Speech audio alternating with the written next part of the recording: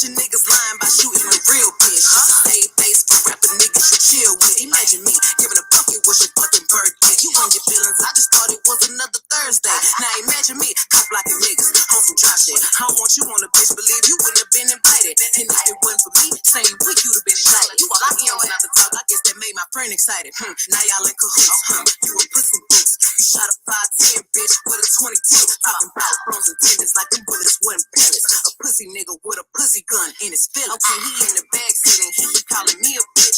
We all know the shit I could've came back with. He talking about his followers, dollars, and goofy shit. I told him you're not popping, you just on the remix. Now here we are, 2020, 8 months later, and we still ain't got no fucking justice for Breonna Taylor. Any nigga on that nigga side is a clout chaser. A bitch who ain't fucking or a hoe that he paying. Imagine me.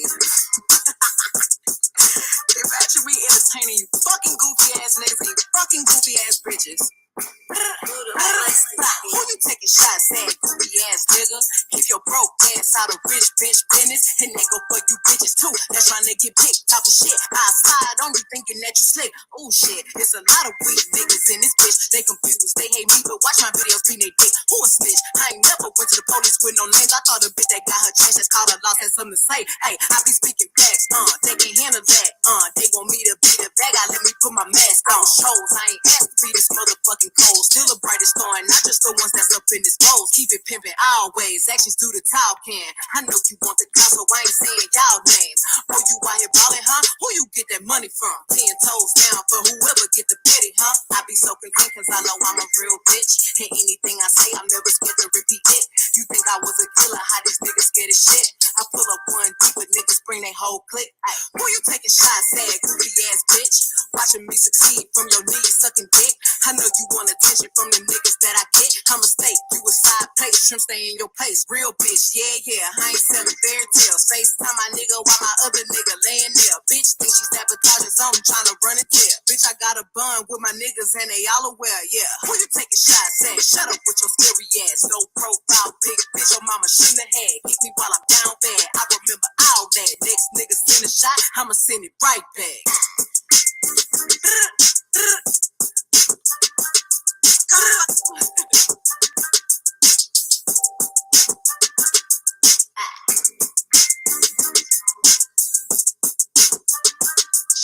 Lock your ass up. Pussy. Come to find out, your ass was fucking with a nigga behind my back that I was on first.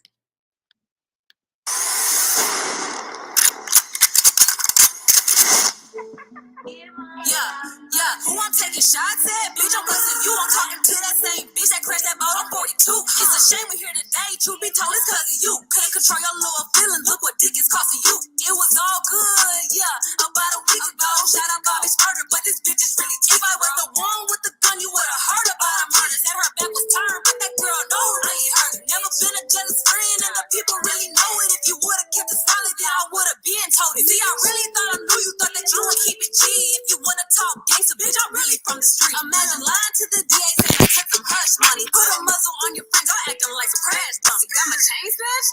Damn, here you go lying. Yeah, A-list celeb, you doing too much trying. Where I get this money from? Bitch, you knew I was a hustler. Way she did 1501, shoulda knew I couldn't trust. Protect black women, huh? But you send it first to me. Damn, I thought that you was silent, now the joke's on me. Damn, I ain't wanna have to do this, but you steady shooting shots. Dad said if I spoke, that a sex tape a drug. Was never supposed to be against each other. This what y'all made it. I'ma still live it up. Yeah, I know y'all really hate it. Sucking dick behind my back. Who really on their knees? You an overachiever. All you do is succeed. Claiming you a pimp, huh? But you slipping on your Mac and are you lying to your label? Do they really know what happened? Cause you know it wasn't me. I was 10 toes down whenever you had beef. It's a goddamn shame. All you had to do is clear your best friend name. All you had to do is keep it real and stay the same. But you switched up on me for the money and the fame. Who shot you? I thought a bitch from Barry County said something. You an H-Town hottie though, huh? Fuck out of you and everybody face you be talking down on. Stop playing with me, baby. It ain't one or two of them. It's more than a few of them. Okay, Alicia Cook, we can get to the motherfucking content when the fuck I say we get to the content, bitch. You can find you somewhere else to be, hoe. Okay. The channel name is Consciouztv, not Alicia Cook. And if you can do it better, bitch, you need to do it to start with. Okay. That begins with what you already done accomplished, getting you a Google email. Okay. Then getting you a YouTube name, Alicia Cook. Now all you got to do is get your watch time up and bring your motherfucking tired ass on camera and make it do what it do, boo. Now fuck you. What's going on, Conscious crew? How y'all doing, honey? On this so nasty piece of Tuesday, grah! It's going down, Barbie, pushing a pink Ferrari, I breaks to Africa, baby. I am shook for Megan Thee Stallion, baby. Shock, honey. Okay, so we got to get into some things, girl. I got a ground troop who giving me updates, girl. They not letting folk in until after lunch break, girl. I mean, it's going down. Y'all already know Megan done walked into the court, girl. So we're going to get into what we can get into and then continue to wait on my ground troop, okay? She is there at the courthouse, girl. They have limited seats. I think it's only 5 available to the public. She been there already for 2-3 motherfucking hours, casing out like this a Black Friday sale, bitch, okay? It's already fuck shit going down on the ground level in front of the courthouse, girl. So we're gonna get into all those things. I'm gonna be dropping the link, letting you guys come up, girl. Y'all know that we will more than likely get a full rundown by the end of this day. So even if I have to come back, okay, we're gonna bring it back, honey. But my ground troop is ready to jump on. She is at the courthouse right now with the goings on and the goings on and the goings on. Before we get into the thick of it, I need you guys to definitely make sure that you guys thumbs up the video. You guys know that this helps with the algorithm. You guys know that it also protects the live stream and it triggers up the notification bell so that all the other unsuspecting conscious crew members who have not been notified by these YouTube CEO whores have an opportunity to be alerted so they can come over here and join us in this riveting hour. Also, if you're new here, definitely subscribe because if I like it, you're going to love it. What's going on, baby mother? A Gift and a Curse podcast, okay? So make sure you subscribe. And also, you need to have your notification bell set to all. And if you don't mind taking it one step further, please share this live stream out, honey. I don't give a damn where you have digital community at, girl. On Black Planet, MySpace, Plenty of Fish, Pornhub, bitch. Let all of them salacious whores know that the king is kinging in this hour. With no further ado, let's go ahead and push the fuck on through. Okay. I know a place where you can recharge your soul. Baby, that's Consciouztv. And in the midst of brokenness, he gon' see your asshole. Baby, that's Consciouztv. You gon' heal, you gon' laugh and catch a little shade. Ooh, girl. Y'all know he be slaying, y'all better stop playing. Come hear what he's saying. Ladies and gentlemen.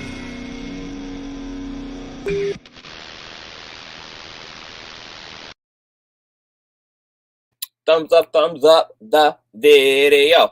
Okay, so what you guys had heard in the intro was Megan Thee Stallion's diss track to Torey and Miss Come to Find Out Nicole, and what you heard was Miss Come to Find Out's diss track Bike to Miss Megan, honey. Y'all know that they've been bushing shots and trading insults and innuendos over the past 2 years, girl. The two thoughtin' and bopping BFFs, girl, you know, they have collapsed under this Tory Lanez drama. Now, there is a lot going on, as we covered in our last live stream from last night.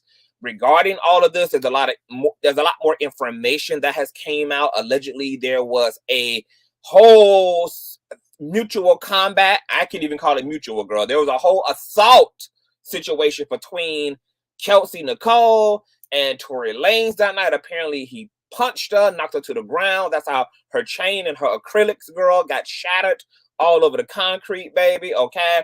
A lot of people can't make sense of that because she also received a phone call from jail from him, and she also took his apology, and allegedly, she also eventually met up with him at the hotel to discuss this whole $1 million bribery situation. That situation allegedly is what really pissed Megan Thee Stallion off with Kelsey because she felt like Kelsey shouldn't have even been entertaining this goddamn golden pot leprechaun girl at the end of the rainbow.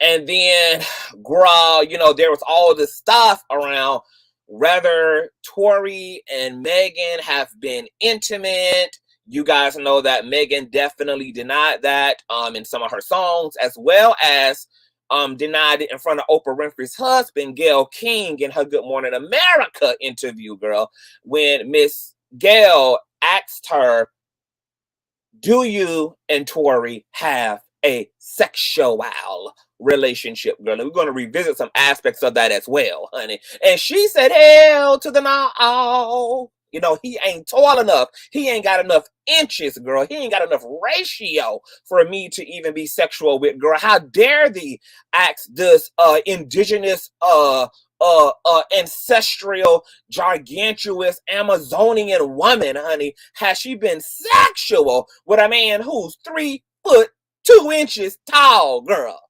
Okay, now if that's what the width of the body is given, then imagine how much smaller everything else is in the package. And that's batteries not included.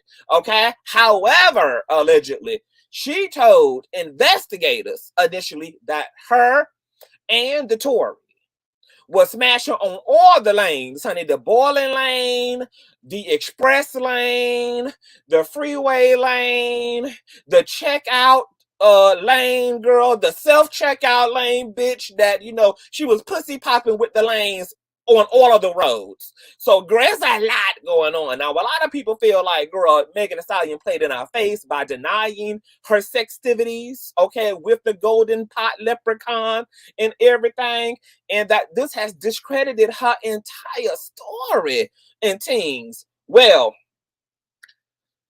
this trial is going to come to some conclusion, and some folk are speculating, baby, okay, still, that she shot herself, that she picked her big ass 12-inch foot up and kicked out an entire SUV back window, and that's how she got all type of stab wounds and shit ingrained in her feet and shit, girl. Some people are speculating that it was Miss Kelsey Nicole, baby, because Tory Lanez attorneys are going to attempt to prison swap Torey for Kelsey, baby, because allegedly, according to his attorneys, there is gunpowder residue all over the body, all over the salacious body of Miss Come to Find Out Nicole, honey.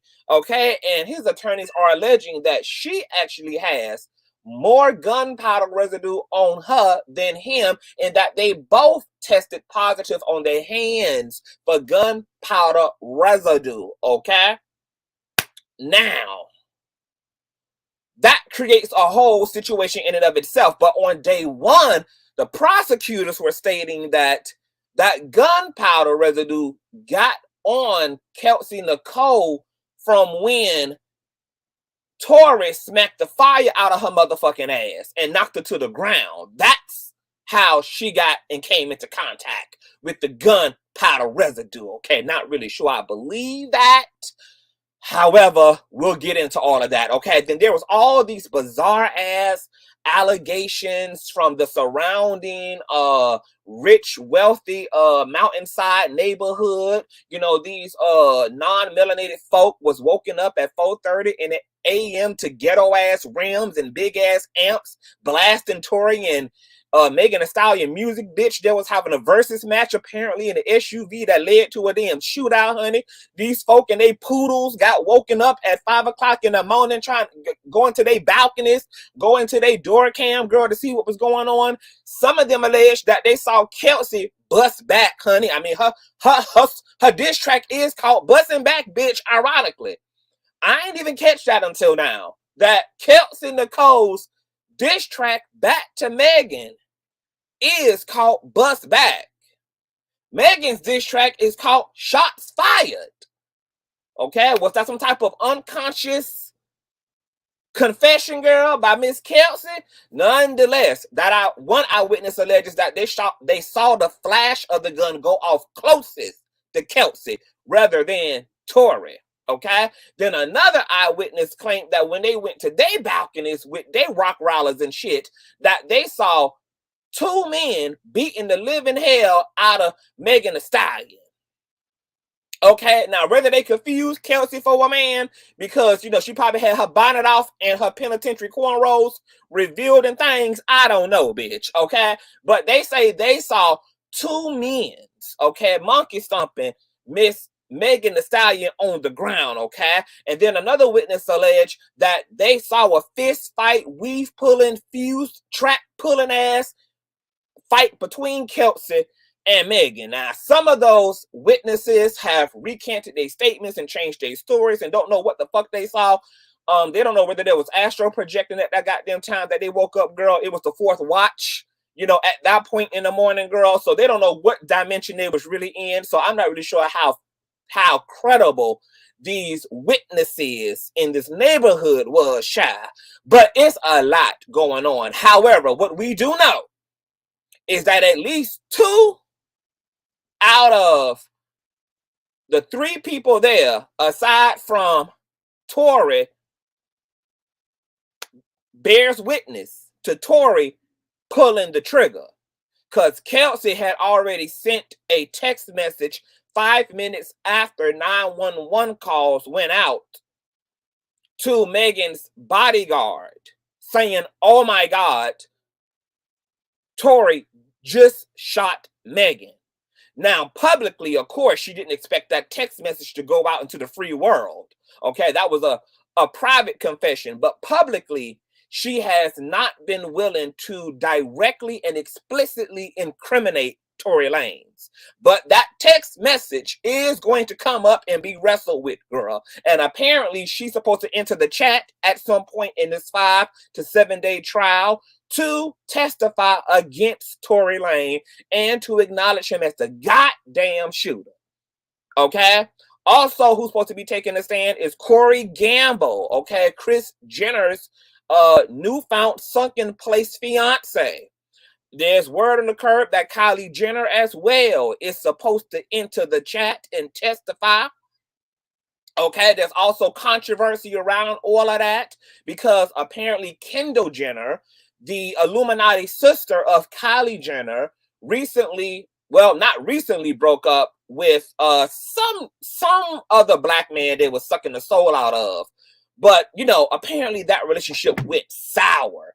And the Jenners don't necessarily care for that particular ex of Kendall. So, hold on, bitch. What was that all connected to, girl? Why the fuck did I say all that? Why the fuck did I say all that? Ow! So, they are saying, girl, that Kylie is probably going to throw Tory Lanez under the motherfucking bus. Is that it?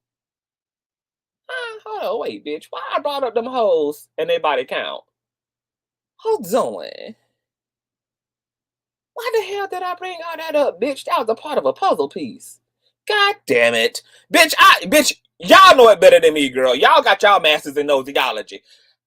Then, that's the other part of the controversy, girl, is that them lawyers done pulled up into day one of trial and was swinging and banging on the goddamn coochies of Kelsey and goddamn Megan, baby. They said them women fucked everybody from the baby to Lil Baby to President Clinton to all the goddamn officials on the Biden administration, bitch. They done slung so many goddamn men up in the goddamn coochie holes of Megan and Kelsey, girl, that, you know, I'm surprised that the Me Too movement ain't out throwing grenades and shit at the building, bitch. Okay, like, where is feminism when the fuck you need it, girl? Okay, I didn't know whether they were talking about a body count or they were talking about a goddamn sperm bank, bitch. Okay, how many men they done damn connected to these women's fupas and shit, child. Okay, so we're gonna get into some articles, girl, because there's a few pieces of coverages and things that's out there. Okay, matter of fact, once again, if you're in the building, please make sure that you thumb up the video and don't forget to subscribe because, baby, we do it all here. Okay, we entertain, we inform, we do spiritual things, we argue, we stress each other out, girl. It's one big whole dysfunctional family over here, girl. So let me go ahead and pull up my motherfucking article gear. Okay, we want to just do it, to just dial back, girl, because, you know, Tory Lanez's lawyer has been very vocal, and, you know, he hasn't been able to because he's had a gag order put down his damn throat, okay? So he is confident that his client is innocent, girl. Okay, and y'all did see Tory Lanez and his spotted forehead leaving the courthouse real chipper, girl. Okay, just real skip-a-da-loo, girl. Had an extra sense of joy, girl. Okay, now I'm gonna tell you what's odd about that after we get into this hiphopdx.com article, child, because it's gonna be nuts with them trying to piece this shit together. Okay, now shout out to hip-hop, what is this, bitch? hippity-hopdx.com, girl. All right, so let's get our read on, honey. So Tory Lanez's lawyer is confident that he will beat Megan Thee Stallion shooting case. Tory Lanez and his legal team are displaying Teflon confidence as the trial over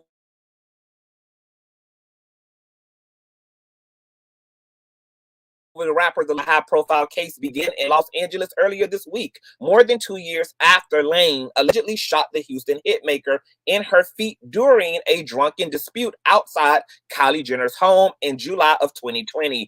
Tory, real name Daystar Peterson, was slapped with a third felony charge, discharging a firearm with gross negligence, on Monday, December the 5th, adding to his 2 existing charges of assault with a semi-automatic firearm and carrying a loaded, unregistered firearm in a vehicle, both of which he has pled not guilty to. The new charge carries a possible sentence of 6 years in prison and qualifies as a deportable crime, baby. So they're gonna pack this bitch up in a FedEx box, girl, and ship his ass back home expeditiously.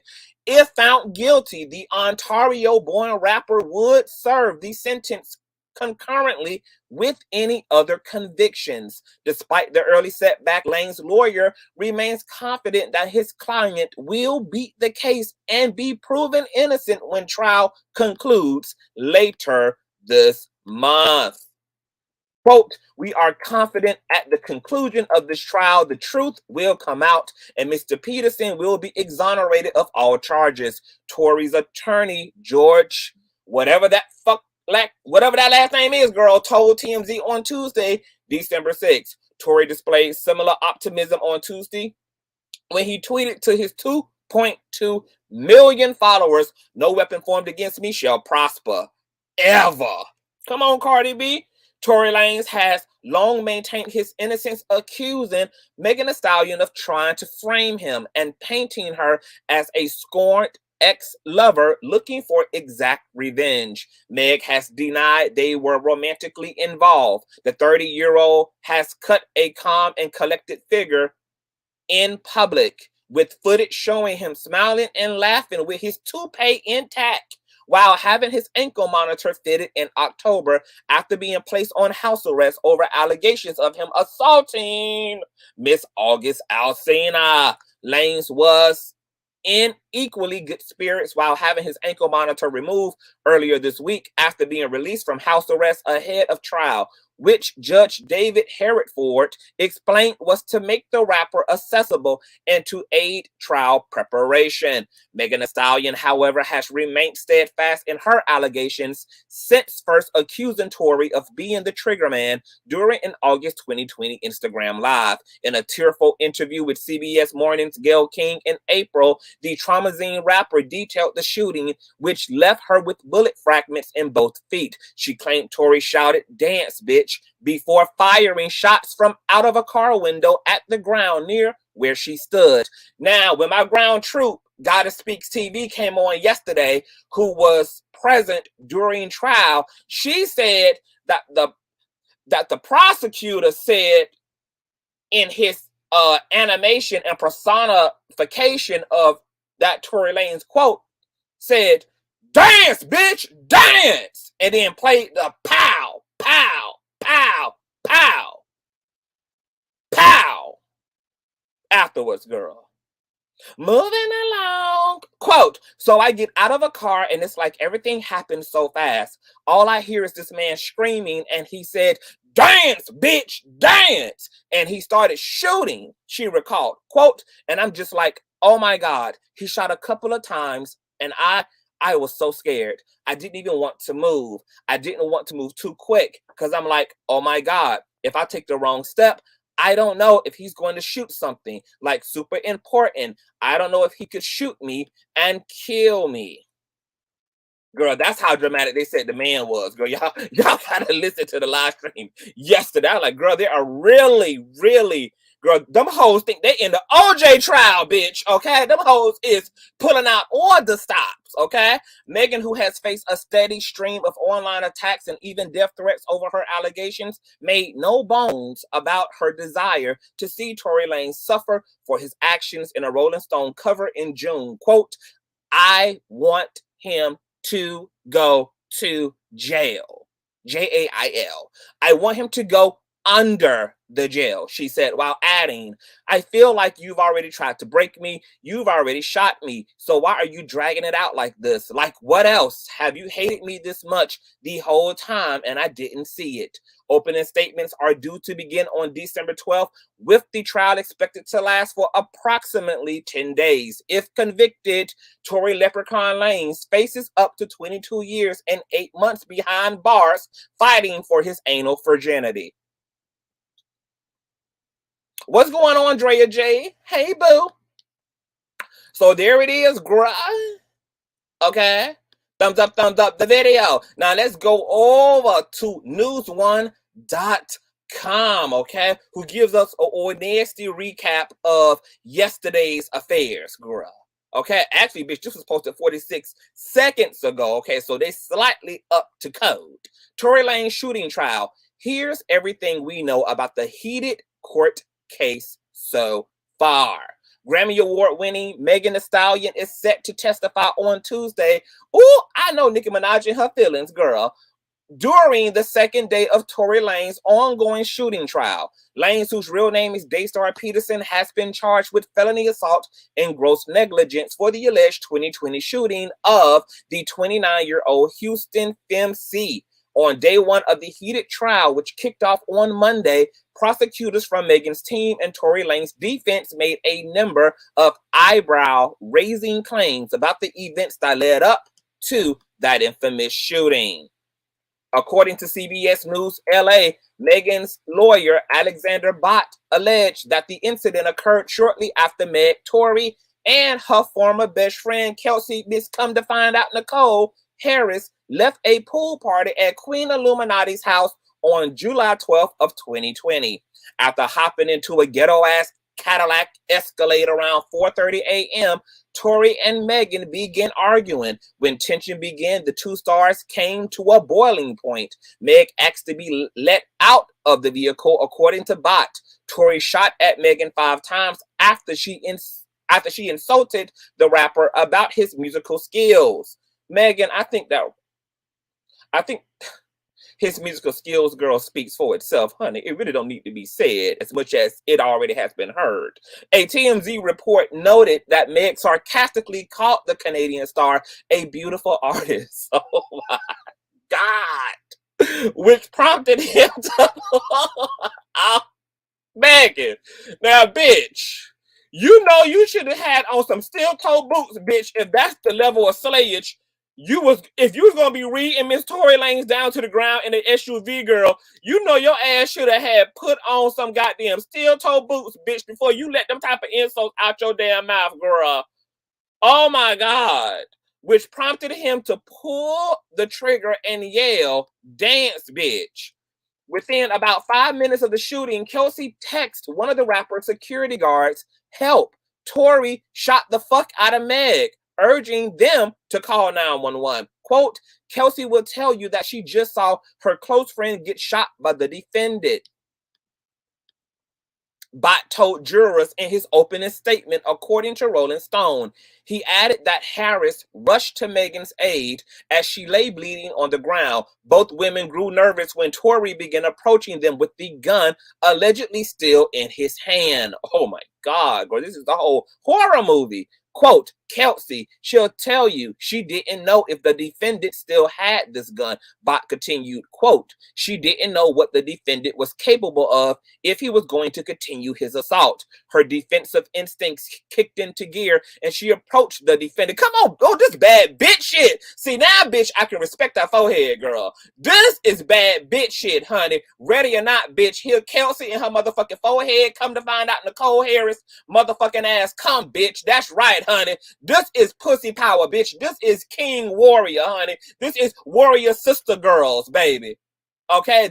This Amazonian shit, bitch. Kelsey understood the motherfucking assignment, bitch, and was ready to lay her life down like Jesus for Megan Thee Stallion ass. No wonder she pissed the fuck off and had to bust some damn shots back.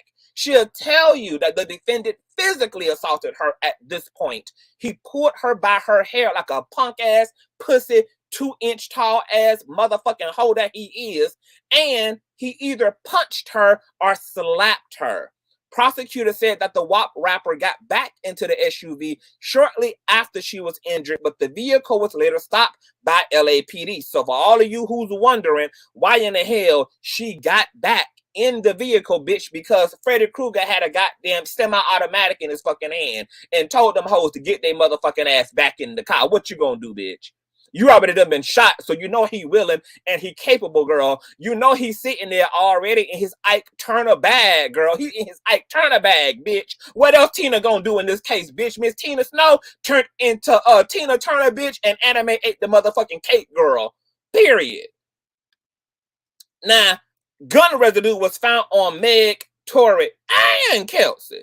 Oh, my God. Okay? We was just discussing this part yesterday. After the incident, Torey sent several text messages apologizing to Meg for the shooting. Prosecutors argued that the text messages should serve as evidence of the 30-year-old rapper's admission to carrying out the attack. Meg's team also highlighted that Torey tested positive for gunshot residue when investigators inspected the firearm.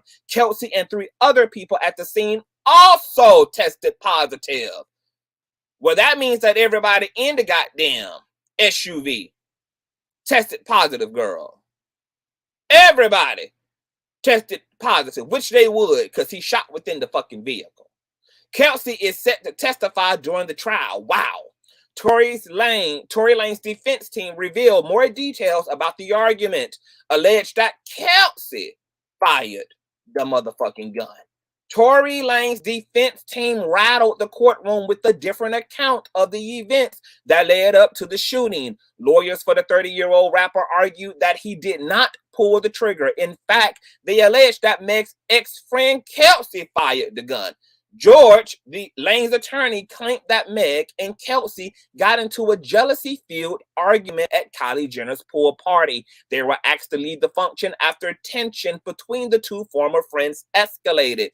The lawyer said that Meg got upset after she witnessed Lanez flirting with this mayonnaise hoe in the pool. The argument continued when the trio got into the SUV. According to Lanez's team, Kelsey flew into an angry rage with every vein protruding from her damn forehead after Torey admitted to sleeping with Megan because she too had done fucked the living dog shit out of the Canadian hip-hop rapper.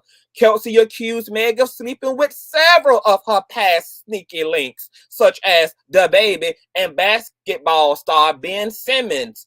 The lawyer told jurors. Ben Simmons has came out and denied that he smashed and passed Kelsey's punani.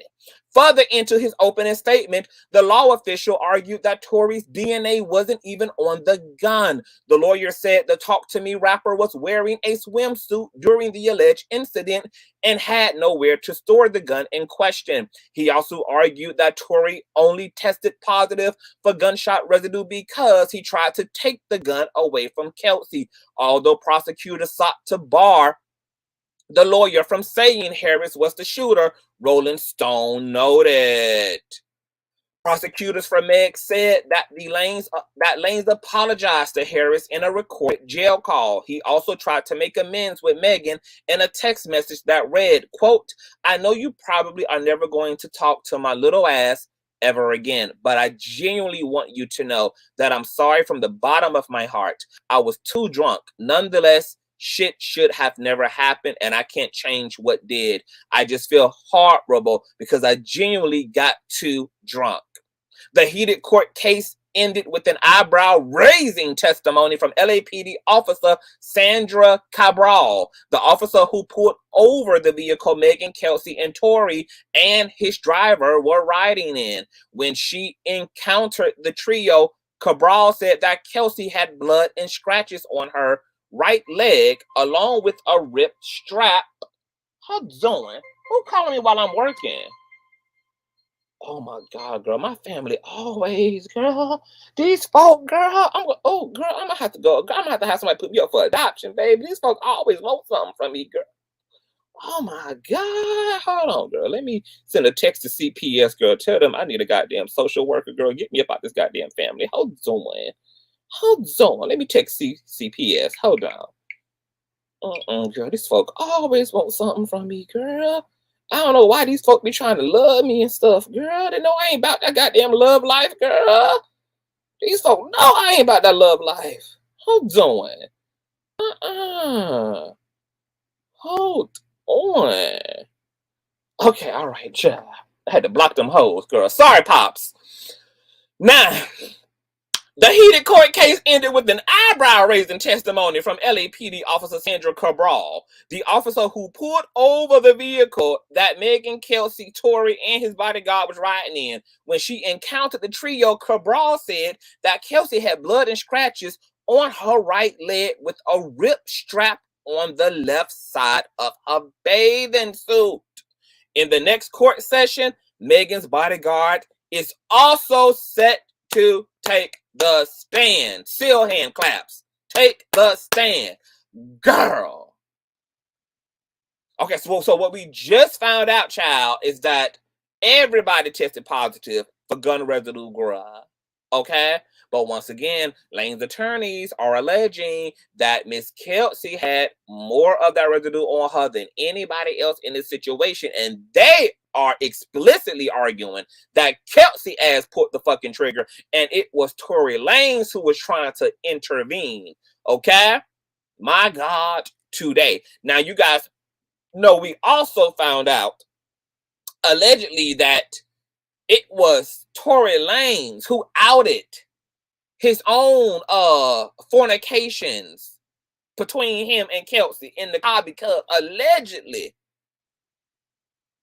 Megan was getting off in his ass about him being all up in Queen Illuminati's face in the pool, and Kelsey was co-signing the situation, girl. And then Torey caught himself trying to gag Kelsey ass by telling her, well, I'm surprised you even got this bitch back, because not only has she fucked every nigga that you done slipped and slide with, girl, but she also already done bumped the shit out of me behind your goddamn back and took your sloppy seconds, girl.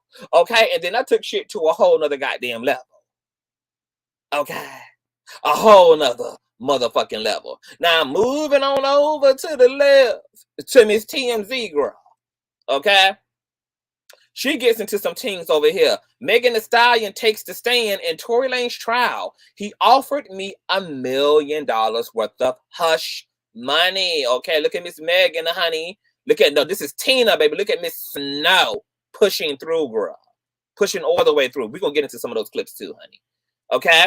Megan Thee Stallion has taken a stand, given an emotional testimony to the jury. At one point, clearly upset, Meg said, I can't believe I have to come up here and do this, before claiming that Kelsey, Nicole, and Tory Lanez started to fight while in the car, prompting her to get out of the motherfucking vehicle. According to Meg, as she started walking, she heard Torey say, dance, bitch, and claims that she then saw him with the gun pointing at her before getting shot. Meg says she started to go into shock at that point. She claims Torey then said to her, don't say anything and I'll give you $1 million, adding he was already on probation. She says she remembers thinking about how he seemed more concerned about possibly going to jail than shooting her. As for Kelsey, Meg testified she never saw her with the gun. Regarding the lack of support from the rap community, Megan chalked it up to the idea that it's still largely a boys' club. Megan set to take the stand once again once the trial resumes after breaking for lunch. Torey arrived with his son in tow. His kid doesn't have anything to do with the case, but Torey certainly was in dad mode, adjusting his son's outfit in front of the cameras before they walked inside. Okay, and we know that's all publicity, girl. That's all to play off the juries. Off the jurors, girl. That's all to show, girl. Don't y'all dare lock this short ass black man up, girl. He got a black man to raise in America, girl. He got a young black boy to protect from police brutality and to teach him about the birds and the bees, bitch. Don't you dare destroy a half-ass nuclear family that's already broken, girl. Don't you dare do it to me, bitch. Okay, this is something common that patriarchy pulls, girl. Okay, when they fighting for their goddamn anal virginity and trying to stay up off of cell block 8 from Big Dick Derek, girl. Okay? Now we're going to run some of this beautiful bean footage after we complete this article. Megan Thee Stallion is in court for the second day of Tory Lanez shooting trial, letting the cameras know how she's feeling as fans cheer her on outside the building. Megan stepped into a DTLA courthouse Tuesday, giving a thumbs up when asked how she was doing. The rapper was also asked if she's nervous about the trial, but shakes her head at that one. Meg had a bunch of fans in her corner too, with a group of her supporters holding up banners and signs and even wearing shirts that all say "We stand with Meg." My God, today. Protect Black woman. Not everyone is backing. Hold, slow down, Miss TMZ, bitch. Let me scroll up, girl. You can't just be taking the wheel like that. Not everyone is backing the Megan train, though. As she walked into court, one person shouted out, quote, "Why you lying on that boy?" We're going to get into that, too. No reaction from Meg.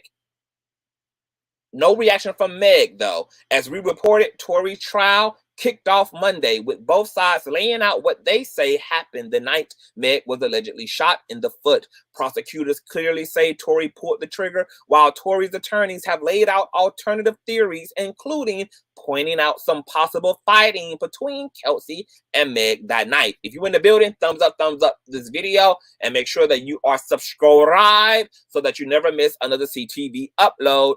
Megan will reportedly testify at some point during the trial, but it's unclear when she'll take the stand. Okay, oh my God. So Megan has already taken the stand. They out there eating ham sandwiches and cheese and shit, girl, trying to recoup and shit. Okay, then they're going to resume, girl. But what we know so far, girl, is that she acknowledges she never saw Kelsey or her forehead with the pistol, girl.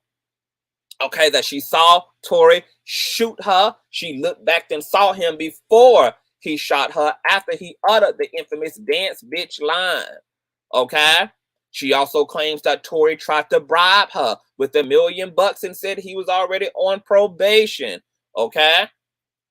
And she also alleges that ain't nobody stood up for her in the hip-hop community, including Beyonce and her goddamn camel foot in the face ass husband, Jay-Z, because it's largely still a patriarchy's domain. Okay? And now let's get into this old nasty piece of footage, girl. Hold on, let me put my fair use shit up, girl, because TMZ be doing too much. Shout out to the 700 hoes in the motherfucking chat. Make sure you thumbs up. Niggas in your do-rags, hit the motherfucking like button. Niggas in your do-rags, hit the goddamn subscribe button, girl. It's something over here for you, too. Hold on. Where my fair use shit at? Wait, Miss Fair Use. Hold on. Fair use doctrine, period. Okay, so let's run some of this footage and see what's going on. TMZ be having their shit flooded with too much advertisement, girl. They be slowing shit down. Bruh. Y'all too rich to be this slow.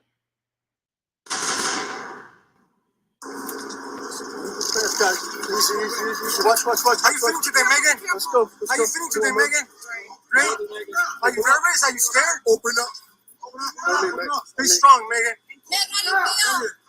You look great. Come on, Mama. What do you want the outcome to be? Move out of the way. Yes, sir. Damn, bitch. Bad bitch pushing through, baby. Oh, Megan got such a presence, bitch. She just put, bitch. This is Tina motherfucking Snow, bitch. Pushing through, honey. To bring down toxic masculinity, girl. One toxic masculine nigga down, okay? 1 million more to go, bitch, okay? Tina Snow is understanding the motherfucking assignment, bitch. Oh my God, she looks fucking amazing. She's encouraged. She looks strong, girl. Her bob is crunched up, bitch. Baby, look at how motherfucking serious this bob is, bitch. This motherfucking bob is scrunched, bitch. You know this a hoe who mean CEO business, bitch. This a hoe who come to get, bitch. This is a bob who comes to get it done, girl. Look at the old nasty grip, girl, on that bob. Period. Okay, let's scroll on down, girl, and see what else Miss TMZ is giving, honey. Okay, this is Torey, the leprechaun, and his human son, girl. You know, leprechauns can't interbreed, girl. Okay, they can breed with humans and produce a fully human baby. Okay, how's it going? Let's go up, girl. Okay, and you know, my God, today I feel so bad for Tory Jr., girl, okay? Because if his daddy is gone, baby, even though he probably ain't seen his daddy in 6 years, this is the first time he done seen his daddy, baby. They got a date to the court, baby. You got to help daddy keep his ass out of the motherfucking penitentiary. Now, understand the assignment, Tory Jr., okay? This courtesy of TMZ too, child. If you are type, we don't do no Mercia's gear. Push on through, Steve Austin, bitch. Oh my God, bitch. Why this man got his big ass cave feet up in the goddamn girl? Why people be doing too damn much? Okay, let's get into this. Hey, Tory, Tory, what? How you doing today, Tory? Oh, you got the baby. Yo, chill. He's got the baby. Chill out. Everybody back up. In the room. In the room. He's got the baby. Beautiful family. Beautiful family. Yeah, bitch. They just became a damn family. Like right there as they get out the car, girl. That's their first in-person visit, girl. Excuse me, guys. Excuse me. Now who this bearded nigga is? Okay, what's his email, girl? He giving me solid sugar daddy vibes. Space, give me space. Sorry, what you want? How's the outcome, my guy? Slow. Jesus is Lord, my friend.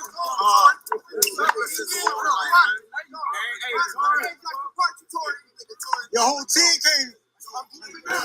Look, baby. Oh, baby. Look at patriarchy, girl. Patriarchy coming through, bitch. Okay, it is a miss. And then look at Miss Pick Misha over here, bitch. Look at always got to be one pick me ass, Condoleezza Rice asshole in the background, girl, just supporting toxic dick, girl. Okay, she just knows she gonna get gang banged after the goddamn ceremony, after the goddamn Illuminati ritual, girl. She just know it. What's up, What's going on, man? Always got to be one fucking black woman setting the whole black feminist movement backwards 20, 30, 40 motherfucking years, bitch. Talking about he ain't do nothing, bitch. She just was walking into the punches and shit, girl. Like what? He's got the baby with him. Open up. Have some respect, y'all. Thank you. Hey, have some respect. Have some decorum. Megan is here. You nervous? The pressure's $100 more. Yeah, you do it right. Show him the truth. Innocent man walking. Innocent man. hey, that's fine. I think you got Girl, why the hell they got Quavo there, bitch? Ain't Quavo supposed to be with Cardi B some damn well, bitch? Why they got Quavo here, girl? Why has Quavo and Cardi B fell on them type of hard times? They got Quavo working down to the courthouse, girl. What he doing down there? Oh my God.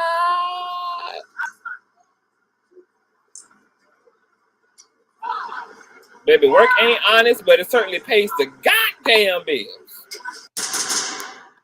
Okay, child, let's scroll on through, girl.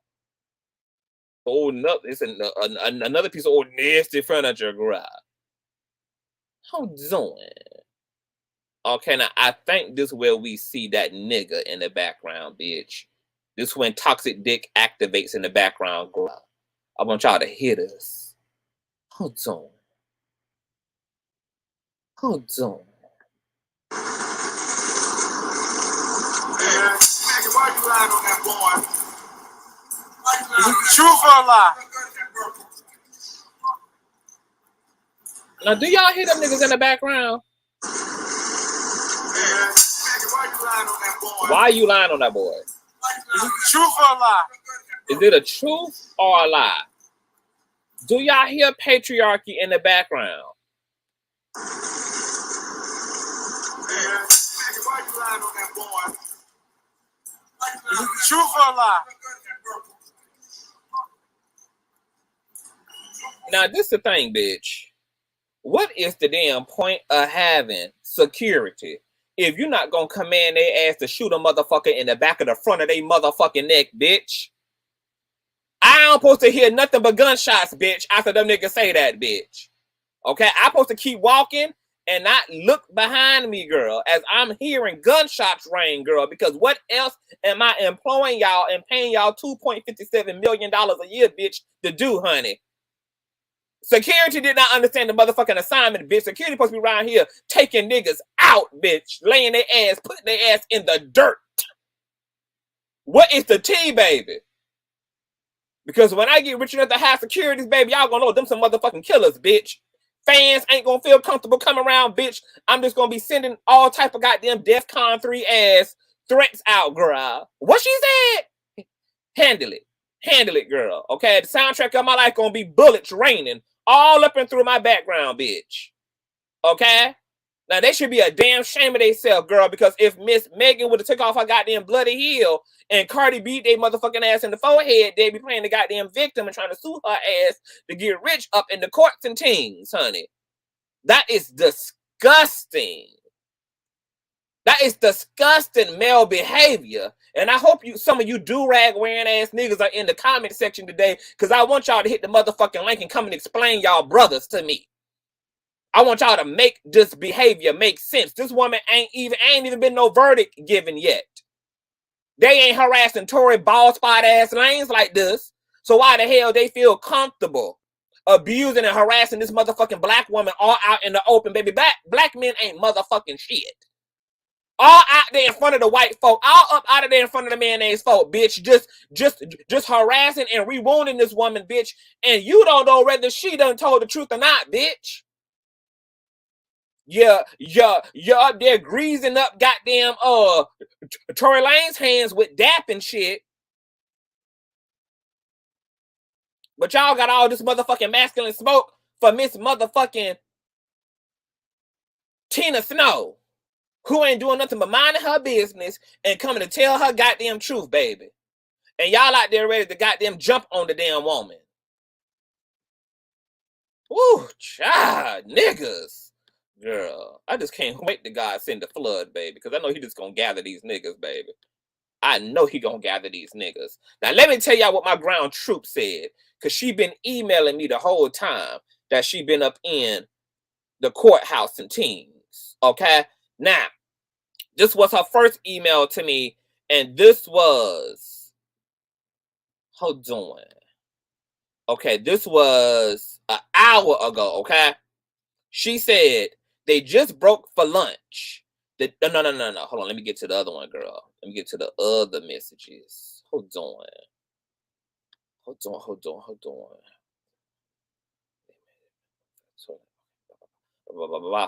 I'm soon to break our email. You remember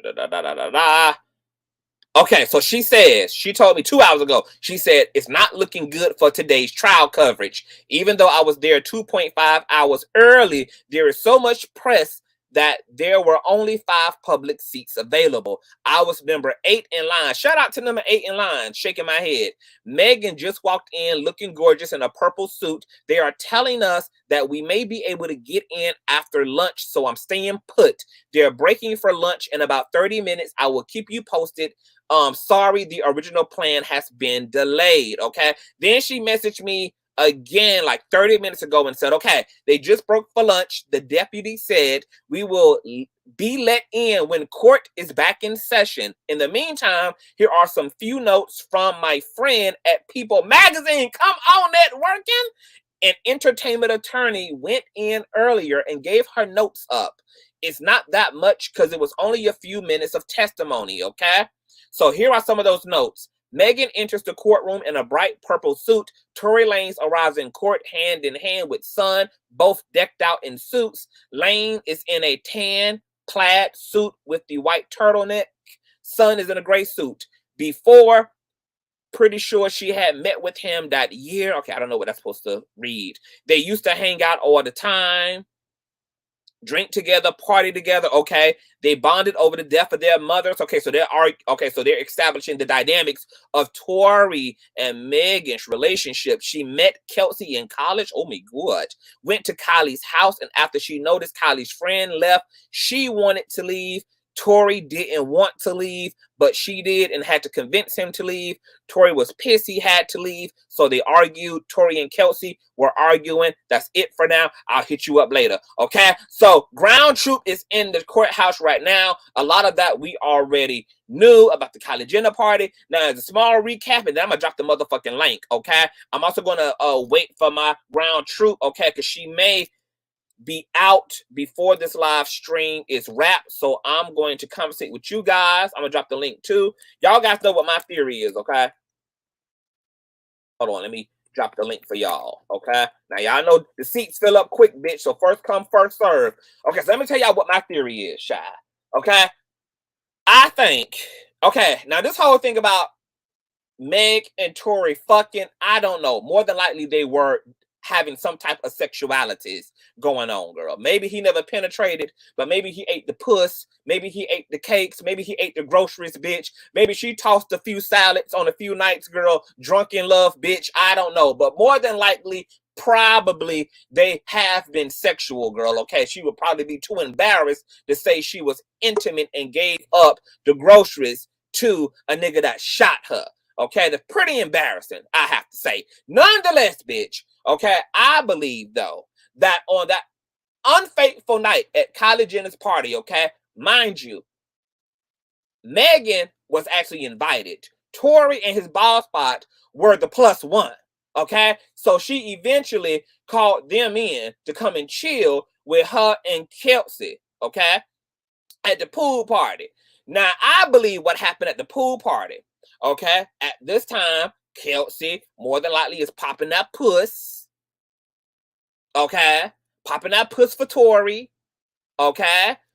Megan and Torey are also doing all these public displays of camaraderie, okay. They're walking red carpets together. They're doing a few live streams, etc., okay. So Megan and Torey planted up on the front end, but Kelsey is really getting to the dick on the back end, okay? I believe they all had an understanding, okay? Because during the pandemic, Torey was hot, okay? He had some of the biggest live streams going on, okay? He was that nigga. So it was a good publicity look for Megan. And y'all know if Megan don't do anything, bitch, she gonna do what's in the best interest of her motherfucking career. Hence, throw Nicki Minaj ass away, girl, to get with that Cardi B motherfucking collaboration, baby. Megan don't give a fuck, honey, okay? She gonna do what's in the best interest of her career, girl. So whoever's hot, that's where Megan Thee Stallion is, okay? So she's on the front end doing all the publicity, is giving, you know, speculation over whether they together, whether they romantic, etc. Now, they are good friends and they bonding, and maybe there is some backdooring sextivities. Kelsey is really getting the whole dick, okay? For real, for real, for real. Ain't no games for her, baby, okay? She's trying to be a motherfucking trophy wife. She's trying to be a goddamn Stefford wife, girl. She's trying to get her goddamn organs replaced with,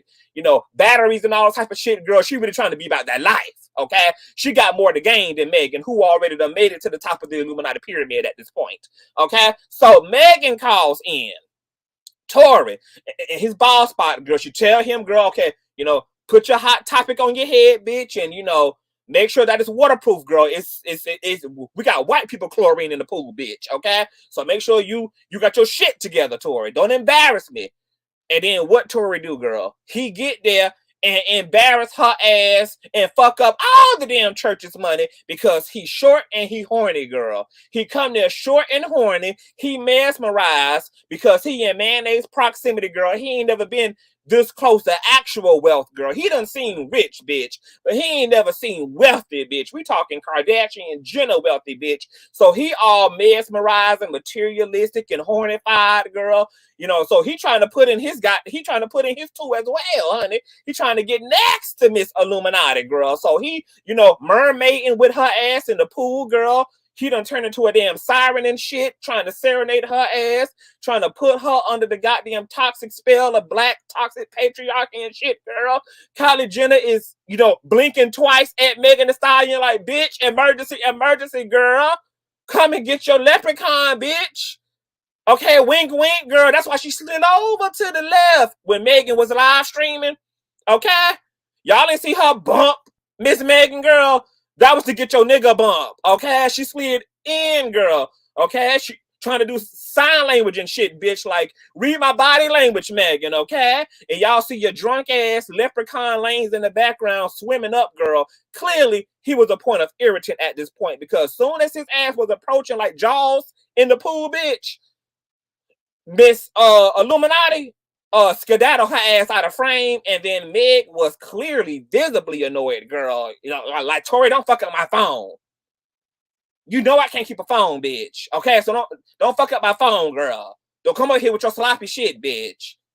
Okay? She's visibly annoyed. At this point, she looked over to the right and saw Kelsey and her goddamn forehead becoming inflamed because Kelsey also clocking the scene. And she know her good girlfriend already got the googly eyes for bald spot.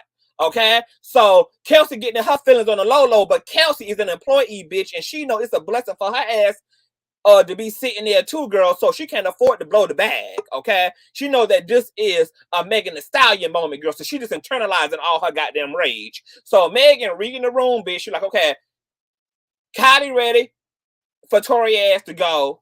Kelsey ass about to get in her feet and about to make this a black girl magic moment, bitch, and she about to put that goddamn heat on Miss Kylie ass, and I don't need Kelsey shooting up the goddamn mansion and shit, bitch, because I ain't come this far to get locked up with none of these niggas. So Megan decides to clear the motherfucking room. Let's go, bitch. Everybody get your tampons, your condoms, your do-rags, your boxers, bitch, get your tube socks, bitch, round this shit up. It's time to motherfucking go. Gather, girl, okay? But of course, drunk ass, highly pressed, desperately thirsty Lanez ain't ready to go, bitch. He trying to get rich. He looking for his next snow bunny, bitch. Okay? This is his one shot. Okay, so he with it. I see y'all in the background, girl. I'm gonna let y'all all up after I give my dissertation. Okay? So, girl, he pressed, okay? But so now Megan is turning the fuck up. She turning the fuck up. Okay, she's getting more visibly irritated, girl, because she knows that it's a once-in-a-lifetime opportunity for somebody as ghetto and as ratchet and as big booty as she is to have this level of proximity to pale supremacy, girl. Okay, she know this is where the crossover appeal is at, girl. She know this is where the stakes are high here, bitch, okay? This ain't a Sierra pool party, bitch. This ain't a Trick Daddy shindig, bitch. This ain't a Jay Prince and Jazz Prince senior birthday party, bitch. This is another level of making it, girl. Okay, this is the closest you gonna be to God in the earth plane, child. Okay, so she round her niggas up. Everybody mad. Now, mind you, she drunk her damn self, but she also playing big sister, honey. She getting the girls' information. I see you niggas in the background. I'm gonna let y'all all up. Just stay in place. Okay, but so while she got her agenda for being irritated and getting Tory Lanez ass out of there is to preserve her career, because she not gonna leave this ratchet ass drunk leprechaun ass short little dick nigga there at that party, girl, and have him potentially try to have sex with motherfucking Kylie between a washer and a dryer, girl, try to bend her over forcibly, girl. Okay, she not gonna have none of that, because she know at the end of the day, she gonna take the fall for whatever the hell happens outside of her watch. He is her company, and when she leave, bitch, everybody in the motherfucking room is gonna gather as well, okay? So finally, everybody get in the motherfucking car. It's tense as hell. Everybody in their fifis. Torey mad as hell because he don't know why the fuck it seems that Megan is tripping. Megan giving everybody silent treatment because she pissed the fuck off. They done embarrass her in front of the white folk. Kelsey in the background ruminating. Like, this bitch been all up in my man's face. I know this hoe is fucking my man. I know she is. She is now reliving all her trauma. She reliving all the goddamn sins she done forgave Megan Thee Stallion for it back in Detroit and shit, girl. She having her own goddamn experience, girl. So Megan is giving a solid treatment, girl. They got it going on. I do believe that Kelsey was carrying. I believe Kelsey ass was carrying in the back seat, girl. I believe she was confronting goddamn Tory Lanez. I believe that her ass was confronting goddamn Megan. Megan was just like, girl, y'all niggas is doing too much. She told them niggas to stop the car. She got out at a bus stop, called her manager, asked him could he airlift some goddamn coins down so she can, you know, just greyhound it, you know, on the way back to the home and shit, girl. Okay, but they begged her to get back in the car with her drunk ass and her two-piece bikini at 4:30 in the a.m. on the goddamn side of a mountain, bitch. These folk got reindeers and wolves and shit that live in their goddamn wilderness, bitch. You can't be getting out at 4:30 a.m. in the morning, bitch, and you got all these cakes and all this meat and all this shit, you know, sitting up out here on a bush rest, bitch, and it's all type of vicious raccoons and squirrels and shit that will gather your motherfucking ass, okay? So she successfully gets back into the vehicle. These niggas continue to carry on, baby. Now, Torey at this point, he being called on his shit, okay? Because Kelsey feels like she done cracked the motherfucking case. She feel like, bitch, just the last straw, bitch. All that shit that Megan just did at the party, bitch, is proof to me that you and her is fucking, bitch. You a hoe, y'all a hoe, fuck y'all both. She carrying, she in the backseat. I can't believe you did this to me, bitch. She is just losing her motherfucking mind, girl. It's going down, okay? So, in a last-ditch effort, girl, to calm the motherfucking room and the side effects, Torey tries to make light. He tries to lighten up the mood because, you know, he immature and he emotionally handicapped any damn way. So he in the car, girl, trying to, you know, do a versus battle, girl, like, cha, you know, I'm a better rapper than you, girl. Da, da, da, da, da, da, da. You know how niggas is. You know, niggas never act the way you want them to act when you getting off in their ass. They always go the childish route. They always make you want to pull out the AK-47 on their ass when shit get real, bitch. They always take the elementary route when you gathering their ass, bitch. You know niggas never, ever act right, girl. Okay, when you rounding their ass up, girl, and getting them to raise their hand, girl, is you present or not? Okay, so Torey is being immature, trying to lighten the motherfucking mood by turning this into a versus match. But what he didn't realize is that even that as a joke, girl, you can't put a bitch who been number one since she been a free woman, even in a hypothetical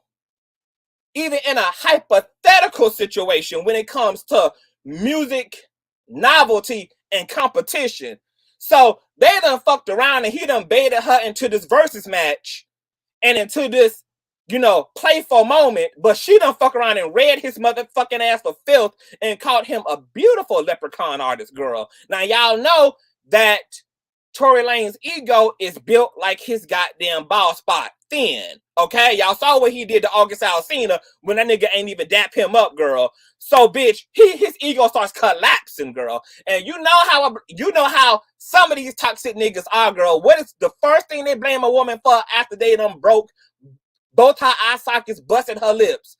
Bitch, you should have watched your mouth.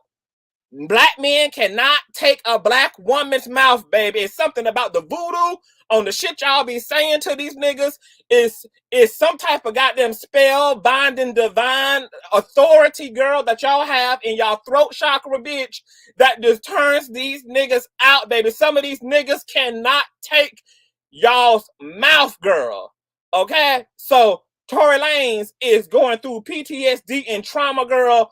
Amazonian is dragging his ass, sizing his ass up, girl. He probably already feels slightly inferior in a damn way because, you know, she is that bitch and he's trying to be that nigga, but she's a woman and he should really be in her position, but he really ain't, girl. So all this inferiority complex is striking up. She gets out the car. And you know, it's always that last thing that a black woman say on the way out the door, bitch. Y'all know how black women is, girl.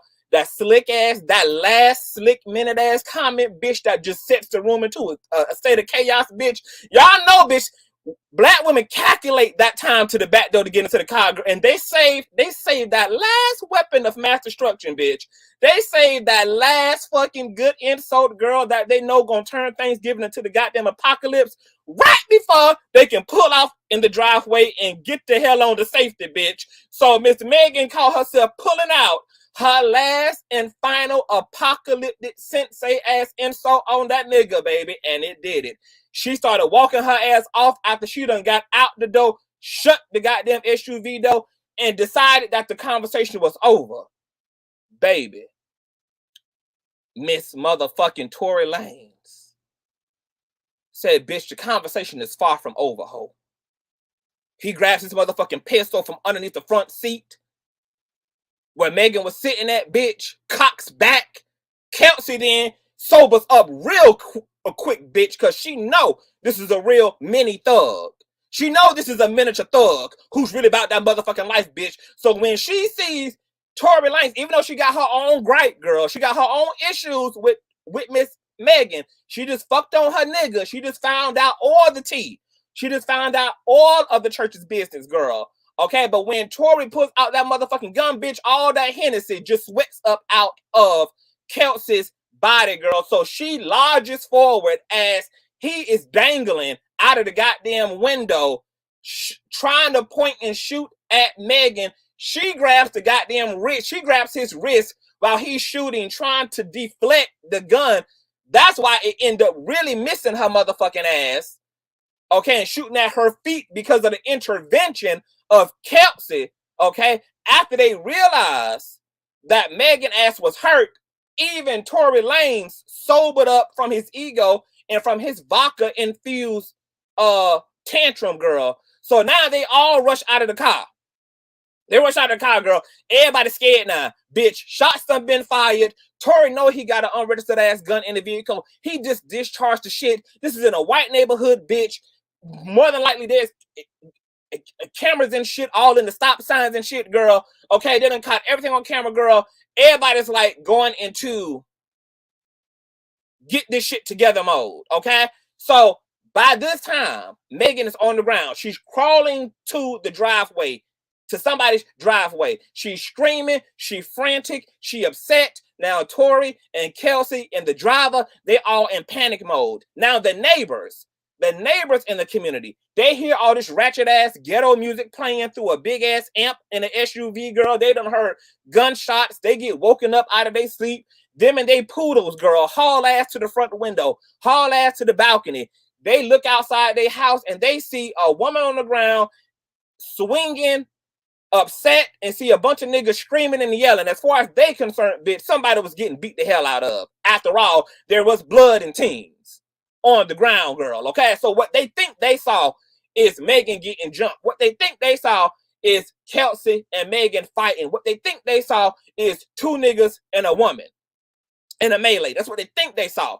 Once again, it's 4:30 in the morning, fresh out of your sleep, dark as hell. All you see is ghetto-ness in the middle of the street, girl. Okay, so it's just a state of chaos as far as you're concerned. Okay, now amidst Kelsey, Tory, and the driver trying to get Megan ass to get up, he apologizing. Don't lock me up, baby. I don't want to fight for my virginity no motherfucking more. Please don't do that to me. I'm on probation. I give you $1 million. I'll eat your ass. I'll do anything, sugar. I'll do whatever, honey, okay? They trying to appeal to her. Okay, and then he started talking that sweet R&B George Floyd shit to her. These motherfucking police on the way, bitch. We can hear him in the background. We gotta go, Meg. We gotta go, Meg. We gotta go, bitch. We black in this neighborhood. They gonna kill us, bitch. We gotta go. Okay, and Megan at this point has a real fear of police anyway, because she been paranoid like the rest of us because of all the fucking police brutality publications that's been playing out over the past 2 years, girl. So she now got to make a decision between the lesser of two evils. I can either go with this group of motherfuckers who just shot at me, but yet they are coming to help me, or I can trust in the police brutality, girl, to take me to fucking safety. So she decides, fuck that, bitch. I'm going with the devil I know the most, which is these niggas, okay? I don't know this new devil putting up in helicopters and Humbers and Tonka trucks and fighter jets and shit. So she starts to go with them. as they're trying to get her ass off the ground. She's pulling on him. She pulling on her. Okay? She's being rough. She's still defensive. Maybe she's scratching and clawing at Kelsey ass because she's scared. Okay? I do believe it took them a minute to calm Megan down, because if you just been shot, bitch, and dropped to your motherfucking knees, and it wasn't willfully dropping to your knees, okay, you ain't gonna be that welcome and that open to them motherfuckers then touching all on you, trying to get you up, girl. You're gonna be swinging on their ass. You're gonna be talking shit. You're gonna be screaming. You're gonna, how could y'all do this? How could you shoot me? You're gonna be in a state of fucking chaos. So it's possible that Miss Kelsey was getting her ass swung on and beating her chain snatch, not necessarily because Meg was fighting her, but just because Meg was in a total state of chaos and defense, and she was being resistant to the entire fucking situation. Now, because Kelsey is also sobered up at this point, bitch, guns done been shot, this bitch no shit got real. She now is mad as hell at Tory Lanez, because for one, bitch, you shot my best friend who about to be my old best friend. But for two, I work for this hoe, bitch. You shot my check, hoe. You shot my annual salary, bitch. If you would have fucked around and killed her ass, bitch, you think what I look like being as almost famous as I am, but being down there at the welfare line with all the rest of these po folk when it's all said and done, okay? So she calling his ass out. He's trying to get her to shut the fuck up. At this point, she is team motherfucking Megan Thee Stallion, bitch. And then he pops her motherfucking ass. Drops her to the ground. Okay? And he got the gun in his hand. So now Megan and Kelsey, they extra sober up, okay? So he coerced their ass to get back in the car because he's still armed and very much so motherfucking dangerous. So they get in the car. Shortly after that, LAPD pulls the fuck up, and that's when you see the infamous TMZ helicopter aerial footage of them all exiting the SUV. Megan is moonwalking, backwards in blood and shit. Kelsey is on the goddamn ground, spread eagle like a goddamn washed up koala bear on the shores of Myrtle Beach and shit, child. Thong and asshole, all exposed. That bitch wanted the LAPD to absolutely know that she wasn't carrying a goddamn thing, bitch. You can look in every hole, every crack, honey. The way that Kelsey, hold on, wait a minute. Do I still got the TMZ picture? Because I don't think y'all saw. I don't think y'all knew the extent that Kelsey went to absolutely demonstrate to LAPD that she was, in fact, not armed, nor was she motherfucking dangerous. I don't have that picture here, but you guys saw it in the last stream, baby. I hoot and I goddamn hollered. Nonetheless, we get here, okay? So now we're here. That was actually really relieving. I'm going to introduce my guest up. Oh my God, my nigga Kimberly is in the motherfucking building. What's going on, Kimberly? What's up, man? Where the fuck you been? Man, I've been in the feds, bro. What? Yeah, I got out Friday. Yeah, man. What you trying to do? Keep Tory Lanez bed warm? No, man. Nah, conscious, man. Yeah, man, my past is caught up with me, man, so I had to lay it down. I'm good now, Wait a minute, man. Kim. Are you a fugitive or are you free? I'm free. Oh, shit. Kimberly, god damn it. Well, I'm happy to have you home. I mean, I need to get in your business. I mean, you ain't got to tell it to 700 folk, but... No, man, you shared that deep stuff with me with your moms, man, so that always resonated with me, man. Conscious, you're a good brother, man. So. Oh, thank you, Kimberly. But you a good brother too. So they had my nigga Kimberly locked up and wouldn't let him out? Yep. Oh my. They messed around and let me out. They wrong for that, but I'm gonna make the best. I give glory to God, though. It's coming straight from the horse's mouth. Well, is everything resolved, or is there still a process that's happening? Yeah. My court case is on Valentine's Day. February 14th, man. So Damn, wow. I But that's think kind of a good everything will work omen. out. That's kind of a positive omen, though, Kimberly. That might mean that the universe is going to shine some favorable light on you because that is a day of love. Yeah, Okay, it I'm gonna is. give you some spells and rituals and shit to do. Okay, before your court case and everything to ensure that you come out on tippity top. So I'm happy to have you home. I'm glad you're here. My God, Kimberly. Thank you, and Ashe, man. I can't wait to see you work up your magic, man. I know you got Yeah, something. man. So now you back home. You out of jail. Somebody is obviously on their way to jail. So what do you think about this Tory Lanez, Megan Thee Stallion, Kelsey debacle? Well, man, we talking about a Amazon, my brother. You know what I'm saying? This woman got a Wonder Woman type of strength through her lyrics and her music. So she definitely got a lot of strong women riding with her.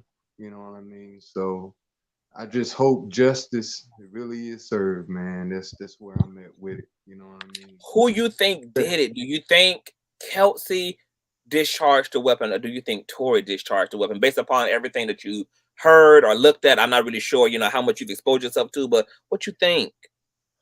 Well, I will say this, my brother. Her testimony is going to be vital to swaying the jury either way. So that's what I'm waiting to see. What exactly is she going to say?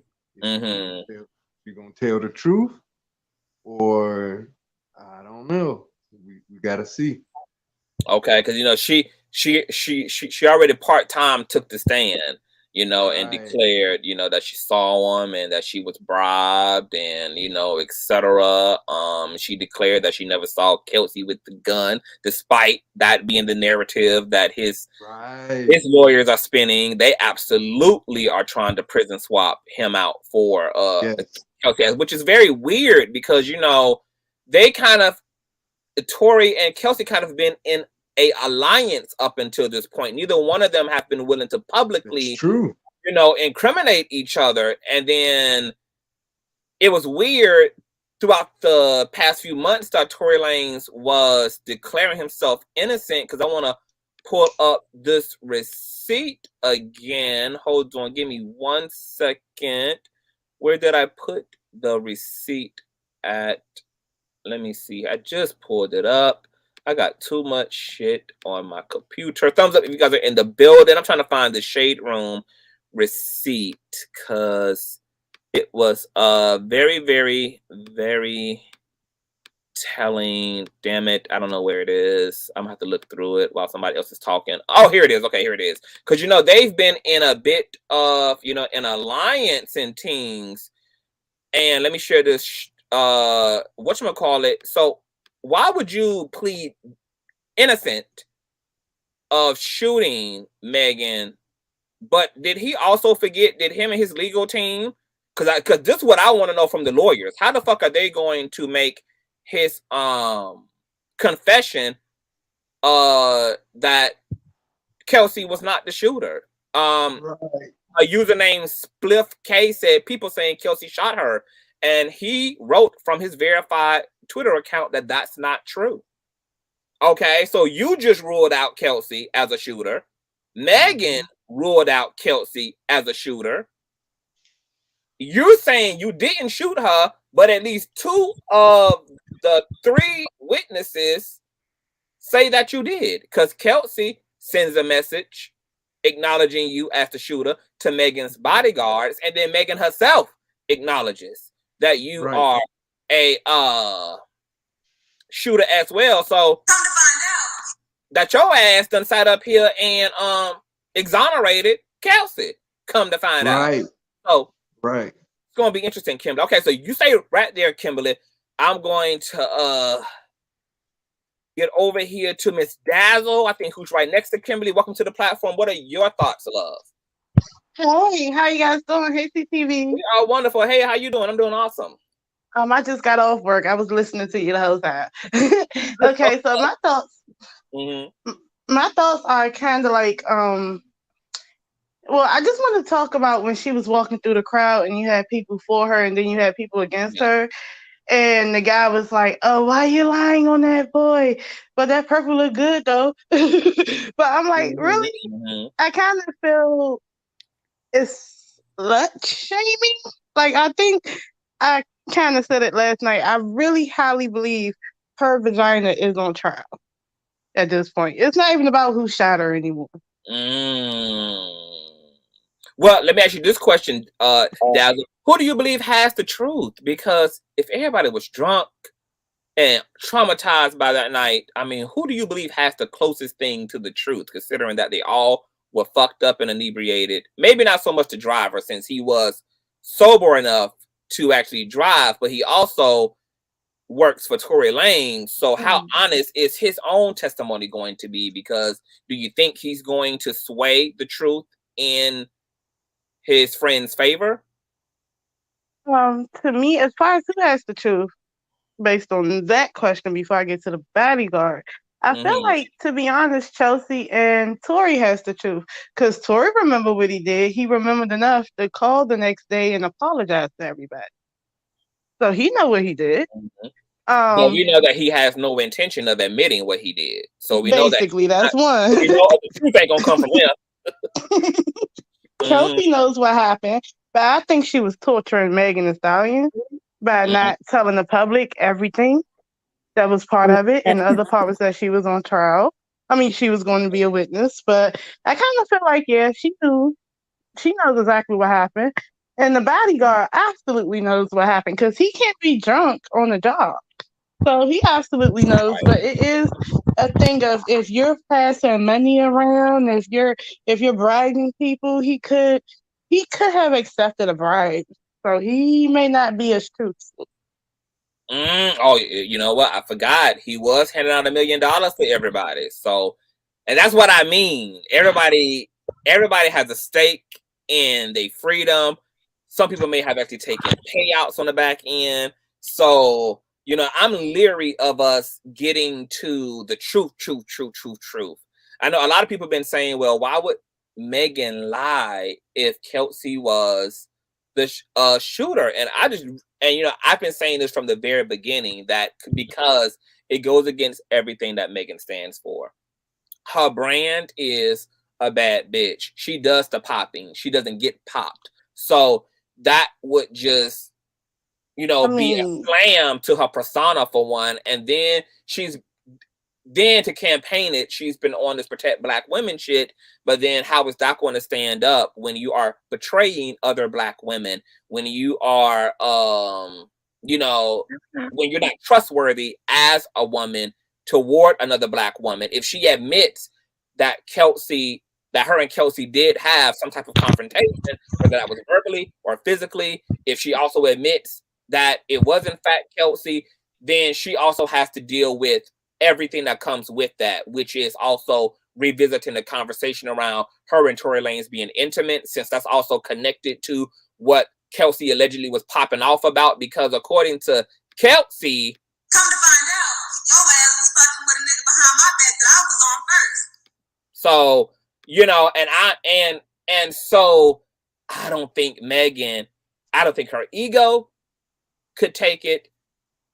And the circumstances leading up to this, if it's true that Megan was fucking Torey, because the prosecutors did make that argument. I don't know whether it was the prosecutors or his lawyers, but they was making an argument. And Megan admitted it on the stand too, just to add. She did. Admitted what? Where? She admitted to having a sexual relationship with Torey, but that wasn't the argument. The argument went from that to music, to about their music. Wait, hold on. She admitted it today? Yeah. Where is that at? Yeah, like, I was looking on the shade room because I thought I was listening to you at work, and then I was looking on the shade room for updates. Hold the fuck on. Let me go to the shade room right now. Are you kidding me, Dazzle? No, but I kind of feel like even if she did do something with Torey and Kelsey was talking to Torey, my thing is, if they were not exclusive, they most likely were having fun with each other. And I feel like they were sharing dudes. And most friends that, you know, mess with each other dudes, they share dudes. Keep on But I talking. don't really feel like it was such a betrayal like it's being played out. Because if they all mess with the same dude, they knew. Oh my, wait a minute, Dazzle. Is this what you're talking about? I think I just found it. Let me pull up this post by the Shade Room really quick. Is this what you're referring to? Yeah, when they were doing the updates. Yeah, Okay, that so let one. me read this to everybody. Megan Thee Stallion confirms argument with Tory Lanez did start about romantic situation, but escalated to an argument about their careers.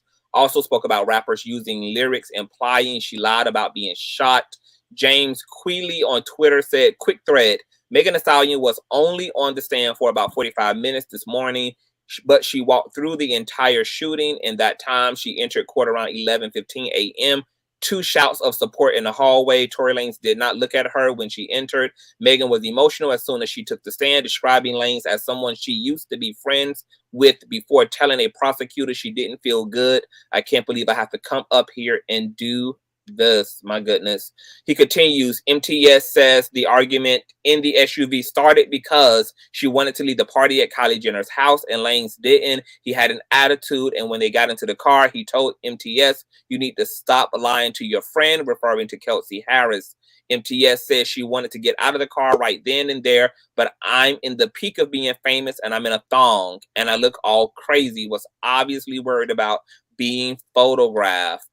He continues on. Eventually, he lets her out of the car. And MTS describes the shooting as it has begun as before in interviews. Lanez yells, dance, bitch, and fires 5 times. And she says, I'm in shock. I'm scared. I hear the gun going off. I can't believe he's shooting at me. Defense attorney George has repeatedly argued no one else will testify. Lanez or anyone yelled the phrase, dance, bitch. Phrasing the prosecution has used repeatedly, and DDA Alexander Bott began his opening argument with MTS, says the gunfire floored everyone. Lanez looked shocked. Kelsey looked shocked. Jaquan, the driver, Lanez security, looked shocked. MTS confirms that while the argument started about their romantic situation, it quickly escalated to a fight about their careers. Lanez apparently told MTS she ain't shit, and MTS responded by insulting his stature in the industry. She said that really set him off. MTS also hits on a topic that's been central to the case between the Daystar record and Drake's recent lyrics that implied she lied about the shooting, that she feared reporting Lanez could hurt her career. This whole situation in the industry is like a big boys club. Like I'm telling on one of y'all's friends. Now y'all are about to hate me. Asked why she didn't report the shooting to LAPD during the vehicle stop. At this time, we are at the height of police brutality. I felt if I said this man had shot me, they might shoot first and ask questions later. I don't feel safe in the car. I don't feel safe with the police. She adds, first of all, in the Black community, in my community, it's not really acceptable to be cooperating with police officers. MTS also hits on a topic that's been central. Okay, that's MTS says that the gunfire, okay, Floyd, everybody, MTS repeated the allegation that Lanez offered both her and Kelsey $1 million not to talk to the police, saying he couldn't get arrested again as he was on probation. Again, the lawyer says Lanez has no prior convictions, thus he can't be on probation. Okay, so that's not really she didn't admit to sleeping with him. It's just that the situation was brought up because allegedly he outed the fact that they were fucking in the car because Kelsey was having Megan's back when she was getting off in his ass about being all in Kylie Jenner's face. And he kind of tried to gag Kelsey by saying, I don't know why you have your friend's back. Hell, she been fucking me too behind your back. So that explains the dance beat. But now here's the thing about that, y'all. We know for a bona fide fact that Tory Lanez is a pathological liar. I'm talking about the type of liar that doesn't even like recoup his lies. Like, because I know what people are gonna say. Well, Megan Thee Stallion lied too. Yeah, but Megan admitted she lied, and she gave really good context for why she lied initially. about what took place. She was afraid of the police. She was afraid of these niggas. She had to make a tough decision between the two, and she chose those niggas because at least they are predictable. But Torey absolutely just lies. You know, we went through earlier in prior live streams about his history of trying to create, you know, publicity, like the whole colorism situation with the two models on his video set, the light skin and dark skin one, and he was trying to act like he was caping for dark skinned women when in fact he performed that whole entire scene for the publicity that he was acknowledging and objecting to the explicit colorism that's within hip hop. And then in more recent matters, it was the whole August Alsina situation when August Alsina had first reported his injuries in this physical incident with Tory. Tory Lanez literally looked everybody in the face, wrote up a whole entire soliloquy about how he wasn't even there, saying August Alsina is crazy, that he been in the studio this entire fucking time working on his album, that he's been staying on a fast track and being successful, and he has no idea what the fuck this lunatic is talking about. And then come to find out, the motherfucking footage resurrects of him running away from beating up August Alsina, leaving him bloody, etc., and high-fiving other people on his way into the elevator. So when if it's true that he said this, and we know he said it because he's also said it out loud as well, that he was because when he addressed the voicemail that he left to Kelsey about apologizing, he cleaned it up that he was apologizing for smashing two friends. However, Torey is a liar. He's just a liar. So I don't even know how much how much we can give him credit for. He's just a fucking liar. The type of liar that like steals your money and helps you to look for it. Like, will look you in your eyes, stoic, stone face and all, and say, "No, baby, I didn't do it." And the motherfucker got blood on his hands. Like that level, and that level of liar is terrifying. Tory Lanez seems to be the type of maniac that will clearly do whatever he needs to do to avoid the penalties and the consequences for his actions. And he already has a long documented history of doing that. So I don't know, I don't know how serious we can take it, but nonetheless, Dazzle, are you complete in your thoughts? I want to get to Queen Barbara and Presley and Faye and Queen intro. Yes, I'm completed. Thank you so much. Thank you so much, Blue. And you can stick around if you want to. Oh yeah. Okay. I just dropped the link again for anyone who want to come up. Moderators, please don't really block people. Allow people to sound off, because I know that this is a heavy topic and it's very polarizing and everybody has very strong feelings. And I want people to be able to get their shit off. So just let people rock. But Queen Barbara, welcome to the platform. Day 2 of trial. Megan has taken the stand. In one part, she's supposed to take the stand again, so we'll be updated at some point before the night is out about everything else that she has to say. What are your thoughts so far about day 2 of trial? I'm just devastated for her, and I'm devastated for him. In the hood, there are so many men that just act stupid and crazy when they get drunk and play with guns, act very ignorant. And I just feel like this just got crazy out of hand. And that, I think different. I'm thinking Me Too, college in the house. It's disgusting. These kids, they leave that demonic house and then they go through this. It's just disgusting. And I just wish the best for everyone. I don't want to see this man separated, deported from his son, going to jail. I don't want to see her having to get no justice. It's just too much. Yeah. Hold that thought, Queen. And thank you guys for sending me all the receipts, you guys. Okay, so this is according to No Jumper's Twitter. Okay, and I believe that this is where Megan admits to the intimate relationship. Okay, so No Jumper reports that Officer Diaz also testified to the blood trail that Megan left behind after allegedly getting shot. Prosecutor also claims that Torey punched and attacked Kelsey, causing her items to fall in the middle of the road.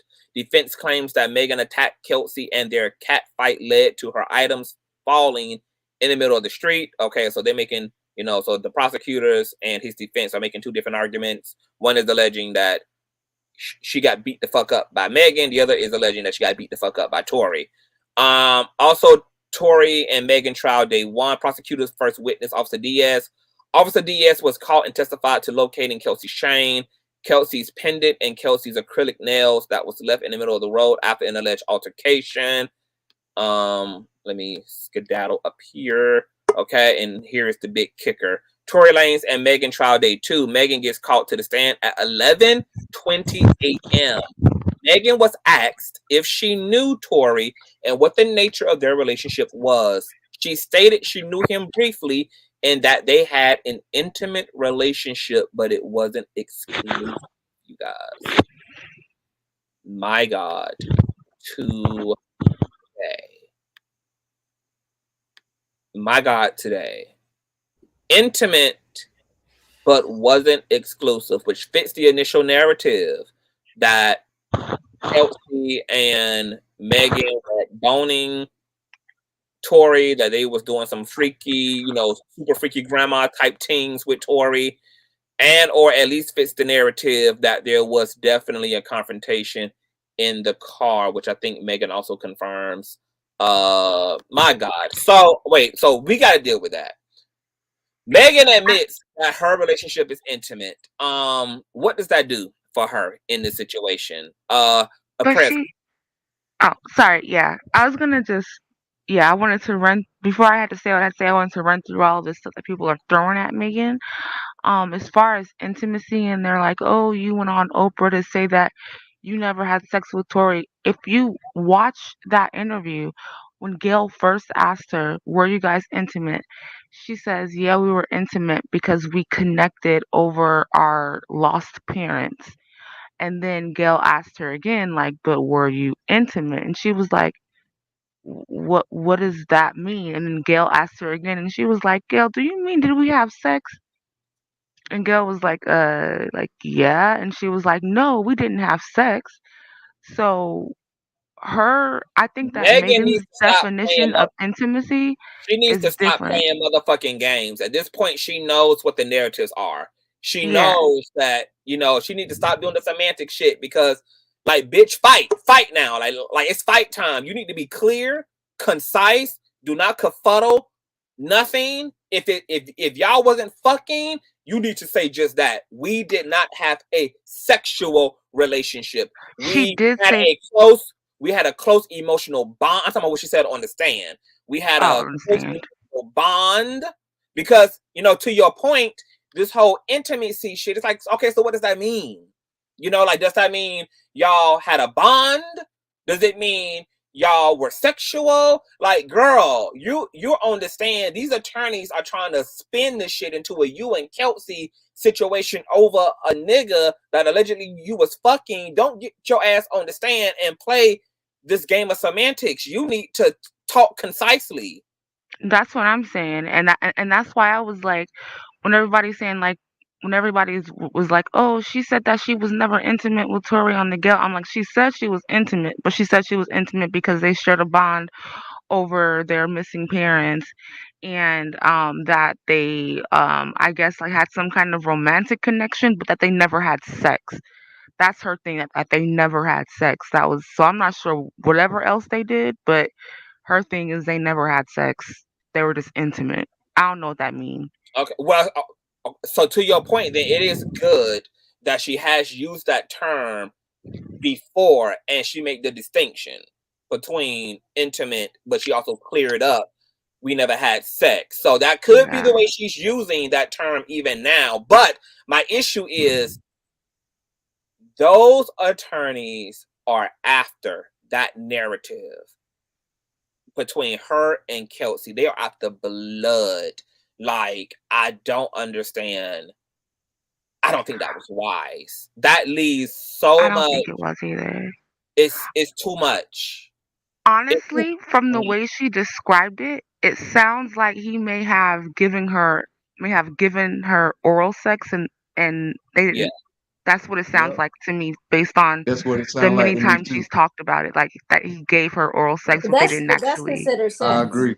I agree. I know it's considered sex, but I'm just saying. I think that she's just been. I think that she's just trying to say like, I didn't let that man. I don't want to say the N word, but like I didn't let Hmm. that hit. I think that she's just Penetrate. trying to, Yeah, like you it know. I Well, won't mean, it's something penetration. called Like it won't no wordplay. penetration. Like it sounds like foreplay to me. It sounds I yeah. like agree. she's Like using wordplay 'cause that's the because And, only intimacy is way. intimacy. If you friends with somebody, you would make it clear we were friends and we bonded. I'm not gonna. If I have a friend that's a guy, I'm not gonna say I was intimate with him because I lost a family member. I'm gonna say I I thought was we were really all cool taking with him, turns. huh? I thought we were all taking. Everybody been waiting for their turn to talk. Like, all We're right. all talking out of terms. All of us is.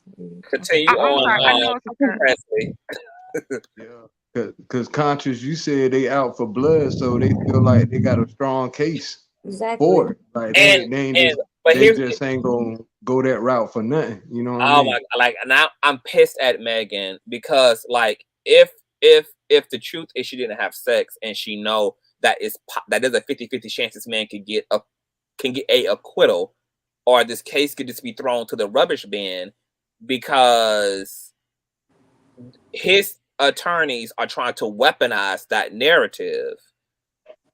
I mean, she just should have spoken That's directly probably to the. that's It wasn't probably even the no only reason for angle her they to got. even. It wasn't even no reason for her to even use intimate. He asked Exactly. if the prosecutor asked her what the nature of her relationship was, all she could have said was friends. She didn't Exactly. even have to add the intimate part, and then it's like all this Mm-hmm. ambiguity around. Okay, what's your context for intimacy? Is it emotional intimacy? Is it sexual intimacy? Like it's like, girl, this is a trial. Like Right. like this is about only one part. They, Some like either they gonna break it all down. either one person is going down for this, or nobody's going to get what they want in the situation. So They gonna break it all down in trial. You got to come to battle down to the ground, and the way and your verbiage, your vernacular, the way you speak and illustrate and narrate your situation is significant. There is a jury who's have to listen to this and take this all into consideration. You want to be as blanketed as possible. Other people are going to determine what the outcome of this is. So, like that's cringy, and still it leaves more questions. I don't like what the fuck you mean by intimate. I don't know what the fuck I mean. And I mean, if his team is smart, they would be smart to leave it right there so that they can twist and scrunch that shit up and remix that shit and turn it into everything they need to turn it into. That's exactly what they're gonna do. Yeah, but that's So that's I exactly just what the wanted fuck to like I would do clarify if that I part was of a part of that this on situation. the Gail interview. She never said they didn't that they weren't intimate. She said we were intimate, but we never had sex. We weren't And then I sexual. also wanted to bring up the part about people being like, "Oh, the dance be dance sounds like something out of a movie. It sounds crazy." But the thing is, y'all are forgetting that that this happened during 2020 when quarantine radio was popping and when Megan Savage dance was popping, and Megan was always on quarantine radio, and Torey would always tell her to dance to get other people on quarantine radio to join his live and dance, and he would always say like dance be dance. So if and so they're opening arguments saying that it turned into careers, and they were talking about careers, and he was like, dance be dance. That's something that he's always said in his quarantine radio when her Savage TikTok dance was going off. So I'm like, that sounds believable. Yeah. I want to revisit this interview before we go any further. I want to skim to the part where she addresses the nature of their relationship really quick. If you guys can, if you got, if you guys hear an echo, give me 2. If you guys hear an echo in terms of the live streamers, if you guys hear echo, give me 2, please, in the chat. It wasn't even with me. Like the argument was with the 2 people in the back seat.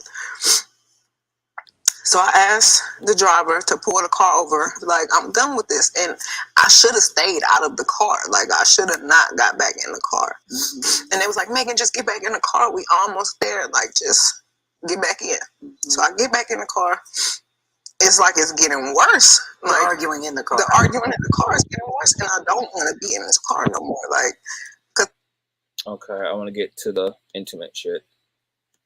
The adrenaline is pumping so hard. Okay. It's a hot gun in the car. I'm bleeding. Takes all of us because I didn't want them to kill us. Like, even though this person just did this to me, mm-hmm. My first reaction still was to try to save us. Like, I didn't want to see anybody die. Mm-hmm. But if it saved all of us from dying, then that's just probably what it was meant to be. Mm-hmm. So when you told the police you stepped on, I was looking for some type of family environment, and I was letting so many people in. Shot Meg. I really thought in the car. Yeah. What else? What happened? In text messages obtained by CBS News, Kelsey Harris, the other woman in the car, texted Megan's security guard saying, "Help, Torey shot Meg." I really thought that we were all friends. And sometimes I feel like I put the blame on myself because when my mom passed, I just felt like I was looking for some type of family environment, and I was letting so many people in. The relationship with Tory Lanez, because he has led everybody, and I was just going through it. What was the nature of your relationship with Tory Lanez? Because he has led people to believe that it was a sexual relationship, that it was that you two were dating. What was the nature? We were not dating. We were really close. We were friends. We hung out like every day. And his mom passed too. So when I felt like we were bonding over that. And did you have an intimate relationship with him? Like sexual?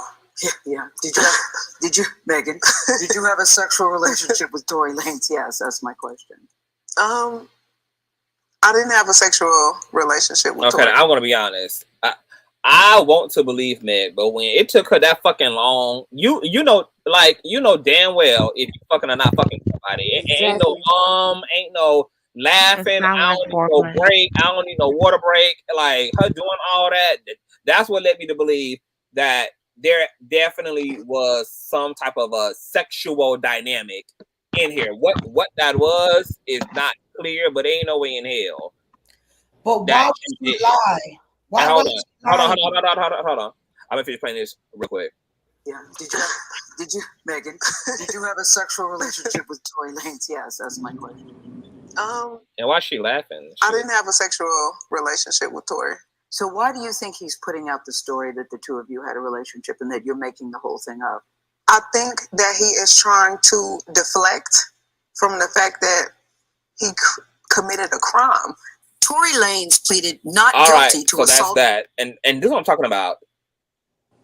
Megan need to understand the motherfucking assignment, girl. These lawyers are spinning a narrative that is partly rooted in the nature of you and his relationship so that they can clarify to the jurors that this would have been Kelsey's motive for popping your ass because they're trying to trade Tory in for Kelsey. So that's why they need to bank on the fucking, and if there was sexuality, was there sexualness in this situation? Because that's going to help them to slam and to convince a jury that Kelsey is the one who would have had more of a motive and an incentive to pull the trigger. So for her to get her ass on the stand and say, we had an intimate relationship, girl. Like, girl. Okay. Nonetheless. Yeah, she said intimate, not sexual on other stuff too, not just like, yeah, she's been saying that. That interview is going to work such against. Okay, hold on. I'm hold up, Ms. Barber, because I got a lot of people to get to, and I want to get to everybody successfully. Let me move over to Anya. Welcome to the platform, love. Day 2 of Rumors and Tea on Instagram. Make sure you guys follow Rumors and Tea. What are your thoughts so far on the shenanigans?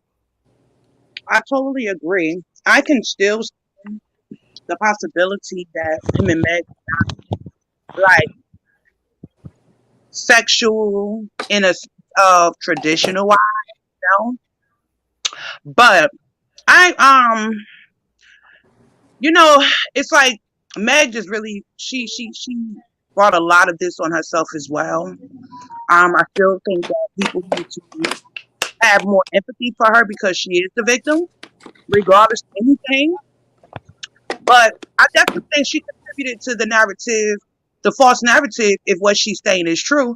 I think she contributed to the false narrative that is now, you know, with the general public being against her, most of them. But overall, I mean, they all should have just kept their mouth closed because basically, with the exception of Kelsey, Megan and Torey have both F themselves throughout this situation in more ways than one. But I still think that in the end, everything is going to work in Meg's favor just because of Torey's character. I know a lot of times they don't want the jury to be influenced by the person that's on trial or the individuals that's involved in the case when it comes to celebrity because of, you know, possible biases. But I mean, let's be for real. This man has a pattern of not being able to control himself and basically becoming unhinged and violent. He has Speaking on that I watched the playback, that crazy lady who said she was a juror, but she really wasn't, you know what I mean? She was also on like Academics channel, and Academics mentioned a black lady who said that she loves Tory Lanez and she got dismissed, and he gave that crazy lady who isn't on the jury advice and told her to lie about it so that she can get on the jury. Wow. You know, and you can watch that playback if you pull up Academics. Just saying. Wow. And my whole point is how I just believe, and I'm actually praying for, because again, she's still the victim. So I'm praying that she's vindicated as much as the system can give her vindication. You know, I really take have a big issue with people that love to victim shame because of a person's character, action, like nothing that went on, even though if it's true, whether she actually was traditionally sexually involved with him or whatever they had going on that crossed the lines when it came to her homegirl, it still doesn't warrant that this woman, because she can afford to clear it, because Kelsey already done identified that Tory ass shot Megan, and she's supposed to allegedly be testifying against his ass. So I don't even know why she played up on the whole intimate bullshit, because once again, those lawyers need as much clarity as possible to fuel the narrative that Kelsey did this and not Megan, and that would have been Kelsey's motive for popping Megan, is because she discovered that him and Megan were fucking. So it's going to matter, Ray. It's already mattering. That's why they came out swinging. That's why they're making the argument to begin with. His team is already on it. That's why we keep hearing about them fucking in this relationship. That they don't have nobody to pin this on but Kelsey. So that's their only smoking gun in this situation. They got to make that shit real. And I believe the only reason why Kelsey is actually testifying is because she, you know, I think initially she thought, you know, that Torey, you know, he wasn't going to be brought up on charges. Then when she figured out it was going to be charges, I think that at some point she may have been listening to some of our lives, because, you know, we be over here solving the unsolved mysteries and shit, you know. I don't know if they caught one of the lives or, you know, but somewhere down the line of this whole thing, she caught wind. She found out that, you know, they were going to try to, you know, turn the tables and make her, you know, the assailant, you know, and so that's the only reason why I believe she's even going to testify. But I also said from the beginning, I did believe that when he pulled out the firearm, I believe that's when Kelsey, I believe that's how she was able to get the residue on her from the beginning.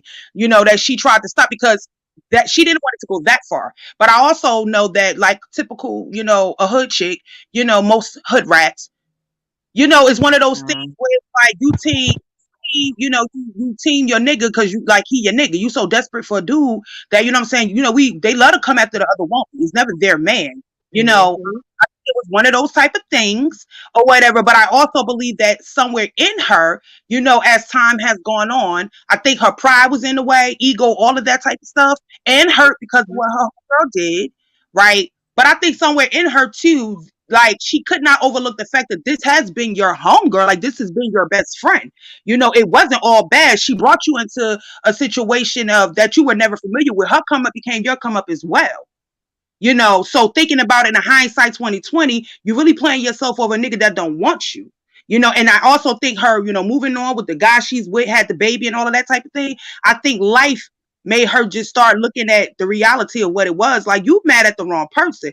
And you really team this nigga, but at any time, this nigga about to flip. He could flip and just, even though he's already said you didn't do it, you know, he could just flip it. And, you know, we've proven that he's a pathological liar, you know. They can also prove that he's a pathological liar as well and say, no, he just lied, you know, because he's a pathological liar. He lied.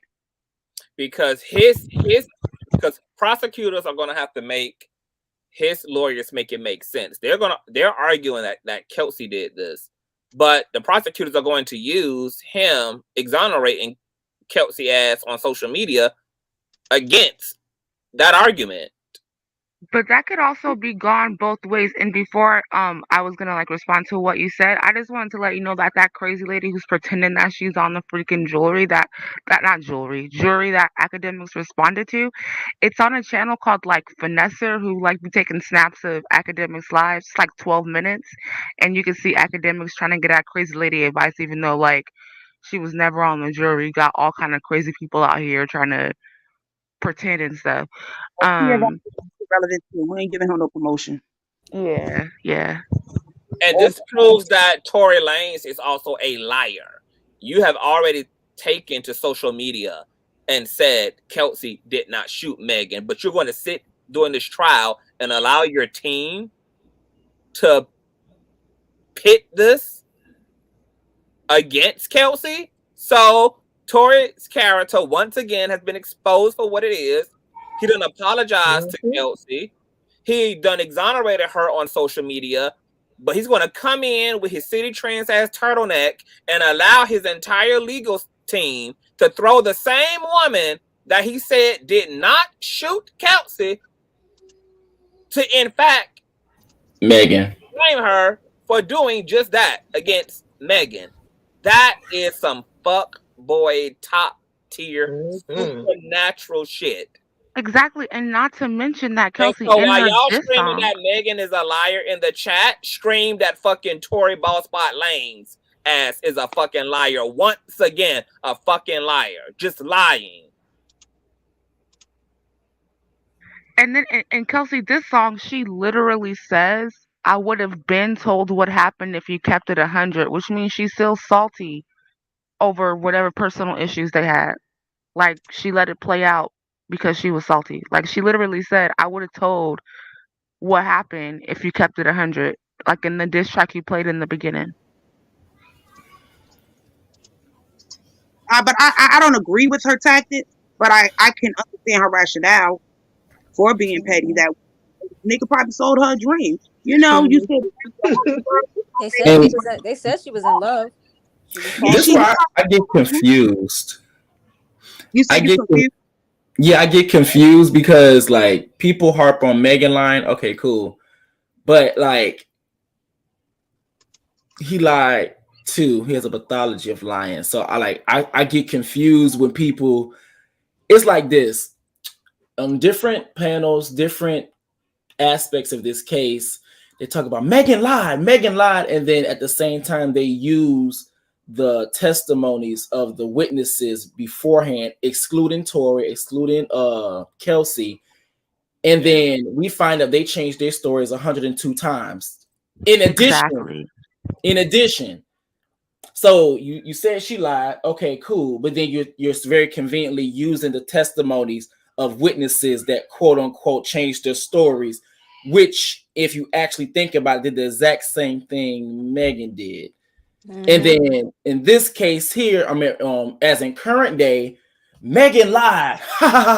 But then you're also gonna take up for Torey, the same man that lied and said, "Oh, Kelsey didn't do it."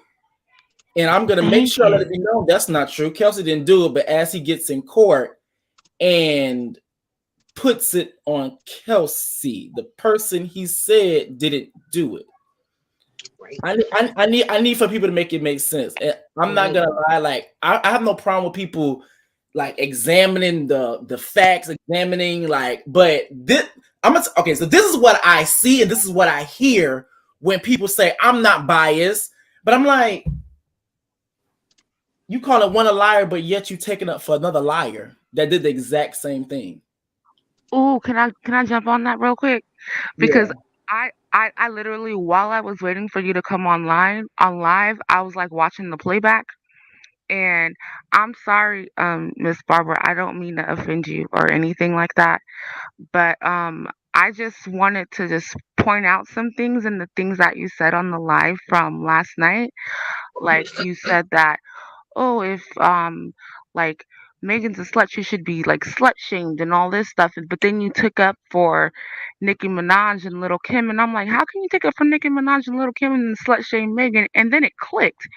I was like, oh, that's because Nicki Minaj and Little Kim put on their mammy capes and went to court and defended men who harmed them. Oh, that's why you were defending them, because they like you. That's why. Like I was like, oh, okay, I get it. Okay, and put a pause in it right there, because this is not the Miss Barbara show, and I want to get to the rest of my panelists and let them actually speak. I want to get to my panelists and let them speak to why we actually here. Then y'all can double back on Miss Barbara. Neo X, welcome to the platform. Can you hear me? Yes, I can hear you. Peace, okay. Conscious. What's going on? Day 2, trial date, Meg versus Torey. What are your thoughts? All right, thank you for letting me on the panel. Peace, family. So I pretty much feel like this when it comes down to like celebrities and the shenanigans and shit like that. We know they all lie for their image to protect their bad, to protect themselves from getting sued or anything like that. But with the thing with Megan Thee Stallion and this Tory Lanez case, it's like every time when we know people have their bias. Either you fuck with Megan or you fuck with Tory. I feel like you can't ignore just simple common sense facts. You get what I'm saying? Because if Kelsey was the shooter, wouldn't the bodyguard, didn't the bodyguard work for Torey? Wasn't that one of his employees? Wouldn't the bodyguard simply be like, yo, yeah, Kelsey shot Megan? You feel what I'm saying? Like, why did it have to be, we don't know who shot? Like, it was so hush-hush. And it's kind of obvious that the biggest person who had something to lose in this situation would have been Torey. Unless, well, just to interject super quick, unless the bodyguard and Torey, unless Torey has informed the bodyguard that he was initially trying to protect Kels. So maybe the bodyguard is also up on code, because obviously he's probably going to follow the script of Torey, and not just say something contrary to whatever narrative that Torey wants to be out there. Do you think that that's possible? Yeah, it's definitely possible, because my follow question was to y'all, because I haven't been able to catch up on, other people's commentary on what's going on with the trial. But I know they bring in Kelsey. The prosecutor is going to call Kelsey to testify, and supposedly she's going to testify Torey shot Megan. Do y'all know the bodyguard is being subpoenaed, or who's going to bring him on the stand? Yeah, he's supposed to be taking the stand as well. And Corey Gamble is supposed to take the stand because he was there at Kylie's house doing the pool party as well. So yeah, they're going to be bringing in all those folk. Do you know if it's going to be the defense or the prosecutors who's bringing him? Like calling him as a witness. Bringing him. Does anybody know if it's the prosecutors or? I think it's the defense. The defense is bringing him in. Okay, yeah, well that makes sense. Yeah. So then I guess we can get a pretty much idea of who. Wait a minute. Does that mean that things are going to look even worse for Kelsey? Yeah. Oh shit. Yeah, I think, like, literally, I think because the way they came in, like, oh, Megan was jealous, when it was clear that it was Megan and Kylie who were flirting and Torey was interrupting, like Megan's admitted that she's bisexual or whatever. I think that they're sending Corey in simply to go against Megan, because remember, right after it happened, Kylie put up that Instagram post with her foot, and then Kim put up that that Instagram post with Drake playing in the background dissing Megan. So I don't Yeah. know. Yikes. But just real quick, so you can move on to the next person. I just want to say this is my personal opinion about the whole thing. Honestly, I do believe Tory shot Megan, and it's just like you said, just piggyback on what you said earlier about him being a liar. We know that he jumped on August, and there was a rapper, what's his name? Dax. I think his name Dax, a Canadian rapper, and he even jumped on him like for dissing him, like as well, who he just yeah, like so he kind of got a reputation that if anybody, come after his ego, challenge his height, or just straight, because Dax, I don't know if anybody remembered the song, it didn't get as popular as the Joyner Lucas battle, but he killed Tory, like he destroyed him on one song, and Tory had his people jump him and made the boy apologize on camera. So we know he's like this bully. You feel what I'm saying? So it's not far-fetched that Megan probably said something about his career, his height, his dick size, or whatever, and that he just lost control and, shot at her.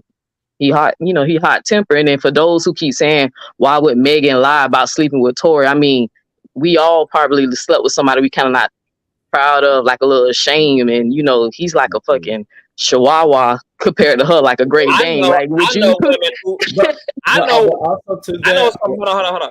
I know some women who refuse to claim niggas who did a lot worse to them. So I can only imagine. Yeah, Megan, like not wanting to claim the man who popped her. But also, exactly, and she's been on live saying that intimate, not sexual. But also, I mean, Dream Doll also dissed him as well too. Huh? Talk about him. Dream Doll, she also dissed him as well too, basically saying that he as well too. Dream Doll outed him. She called him bi. Yeah, she called him bi. I said Dream Doll outed him. Yeah, she outed him. Okay, so Neo, you do believe that Tory shot? Do you think that he's going to get convicted? I'm sorry, can you repeat that again? My audio's going out. Can you hear me? Yeah, it's definitely on my end because it happened earlier. Can you say it one more time? Okay, I was asking. So do you think that he's going to get convicted? Oh, absolutely. I think he is. I think he's probably. I don't like if he's found guilty. I don't think they're gonna throw the book at him because he do got money or whatever. They can probably work it out. But I don't see how he can win this case because if your only defense is Kelsey shot Megan and Kelsey saying no, you shot, Megan saying you shot. But if your bodyguard or whoever the defense, if he's not saying Kelsey had that gun and shot, like what defense is Tory's word? Like Kelsey shot. Everybody else saying just like you said, it was Tory. So I think it's a weak defense. So what do you think about the whole thing about his prints not being on the magazine, but and his prints on the gun are inconclusive? That can be from anything. I mean, if he wiped the gun down, if they tried to hide the gun when the police came, anyway, it's not hard to wipe your fingerprints from guns. You can do it like with the sleeve of your shirt. You get what I'm saying? And if Kelsey touched the gun or the bodyguard touched the gun, if it was mishandled, to me, I didn't think that was a big, what's the word I'm looking for? Like a big hole in the case, because I was like, if somebody wiped the gun, that doesn't mean they didn't shoot.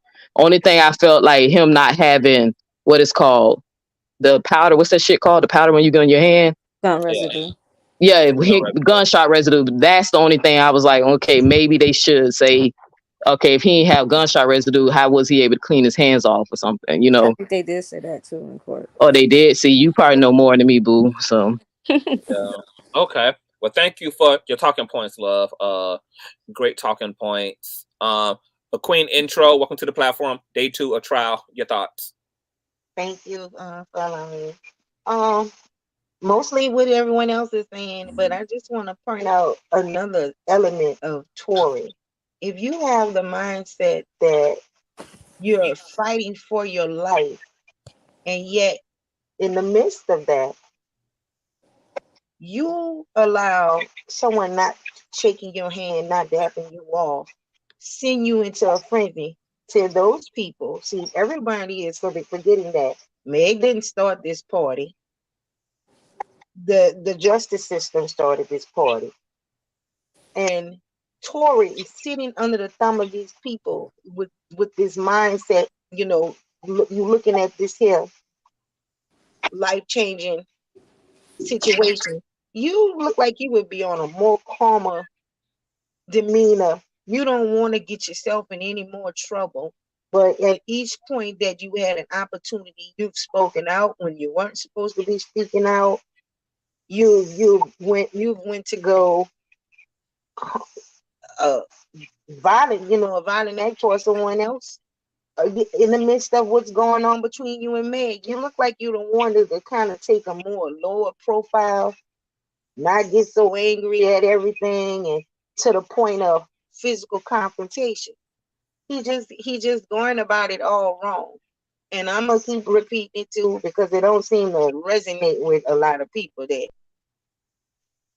it don't matter if she did sleep with him. It just don't matter. It does not matter. When it gets to this part, you shouldn't have never shot at this girl or what have you. You are the person that is saying Kelsey is not innocent. It just kind of shows you what kind of person he is. For him to, he was laying it out. He said, "Hey, I'm apologizing. You threw in the mix of, oh, I didn't have Meg from the get-go, just to for the two females to do what they want." But I really didn't feel like Kelsey got mad at Meg at that point, because once you go to that hospital in response to seeing after her on her well-being, that's not I'm angry because you slept with my man. Now that took place before the allegations come out. Where Kelsey seemed to, I can recall that Kelsey got angry was because she wanted to make clarity that she was not the shooter.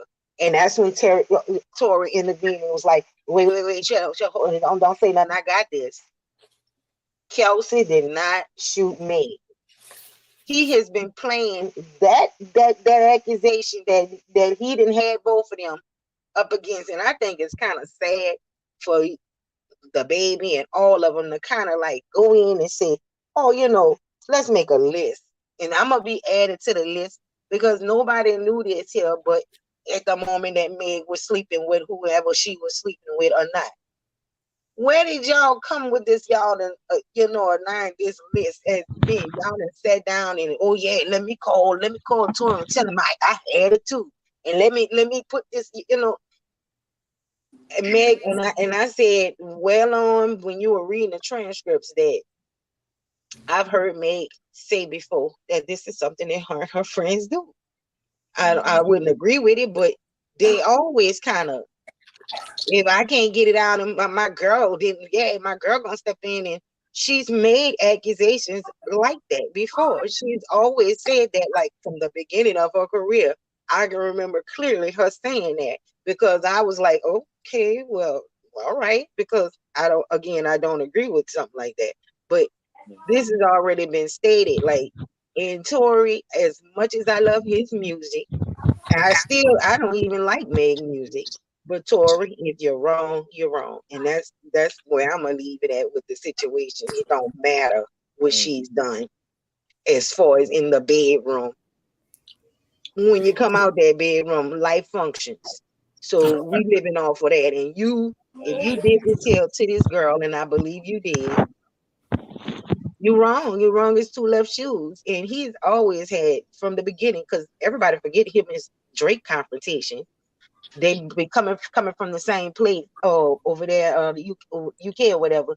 They were beefing from the get-go. Torey has always had issues when it's a competition, when it's a challenge. He got that leprechaun, he got that Napoleon complex for sure.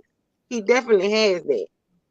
And I wish he would stop. And for them to bank on it just shows you the gall and his mind thinking.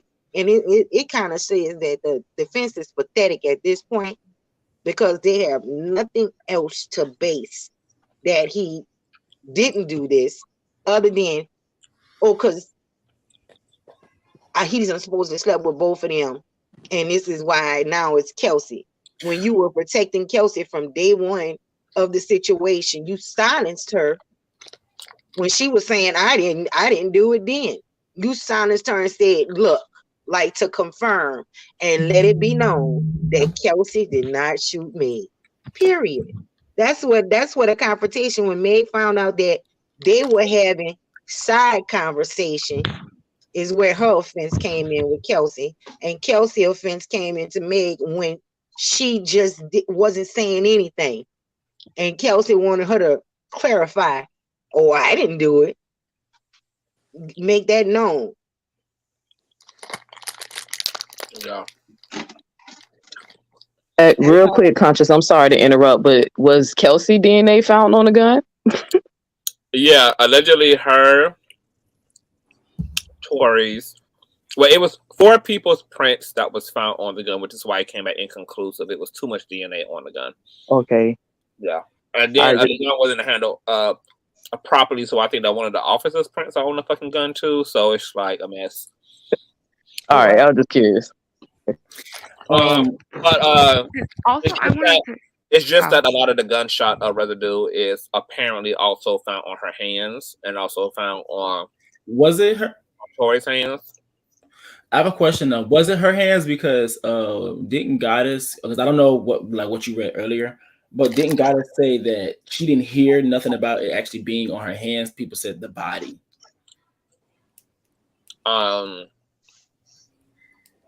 I forgot where I heard the hands from, but more than likely it was probably his attorneys, because earlier on in this investigation, but earlier on in all of this, they were already pushing for that narrative, which is why I started exploring Kelsey's situation with Megan, because I'm like, okay, they're really trying to make a thing and make her a possible shooter in this. You know, why is that? And then it's wop. But yes, more of the residue apparently was definitely found on her body, etc. But it was less. Huh? More. It was less for her. It was more on Torey and less on her. No, no. I heard I think it's more on her. It was Where? more on Kelsey. It was more on Kelsey, What I and it was thought also was on more her on. hands.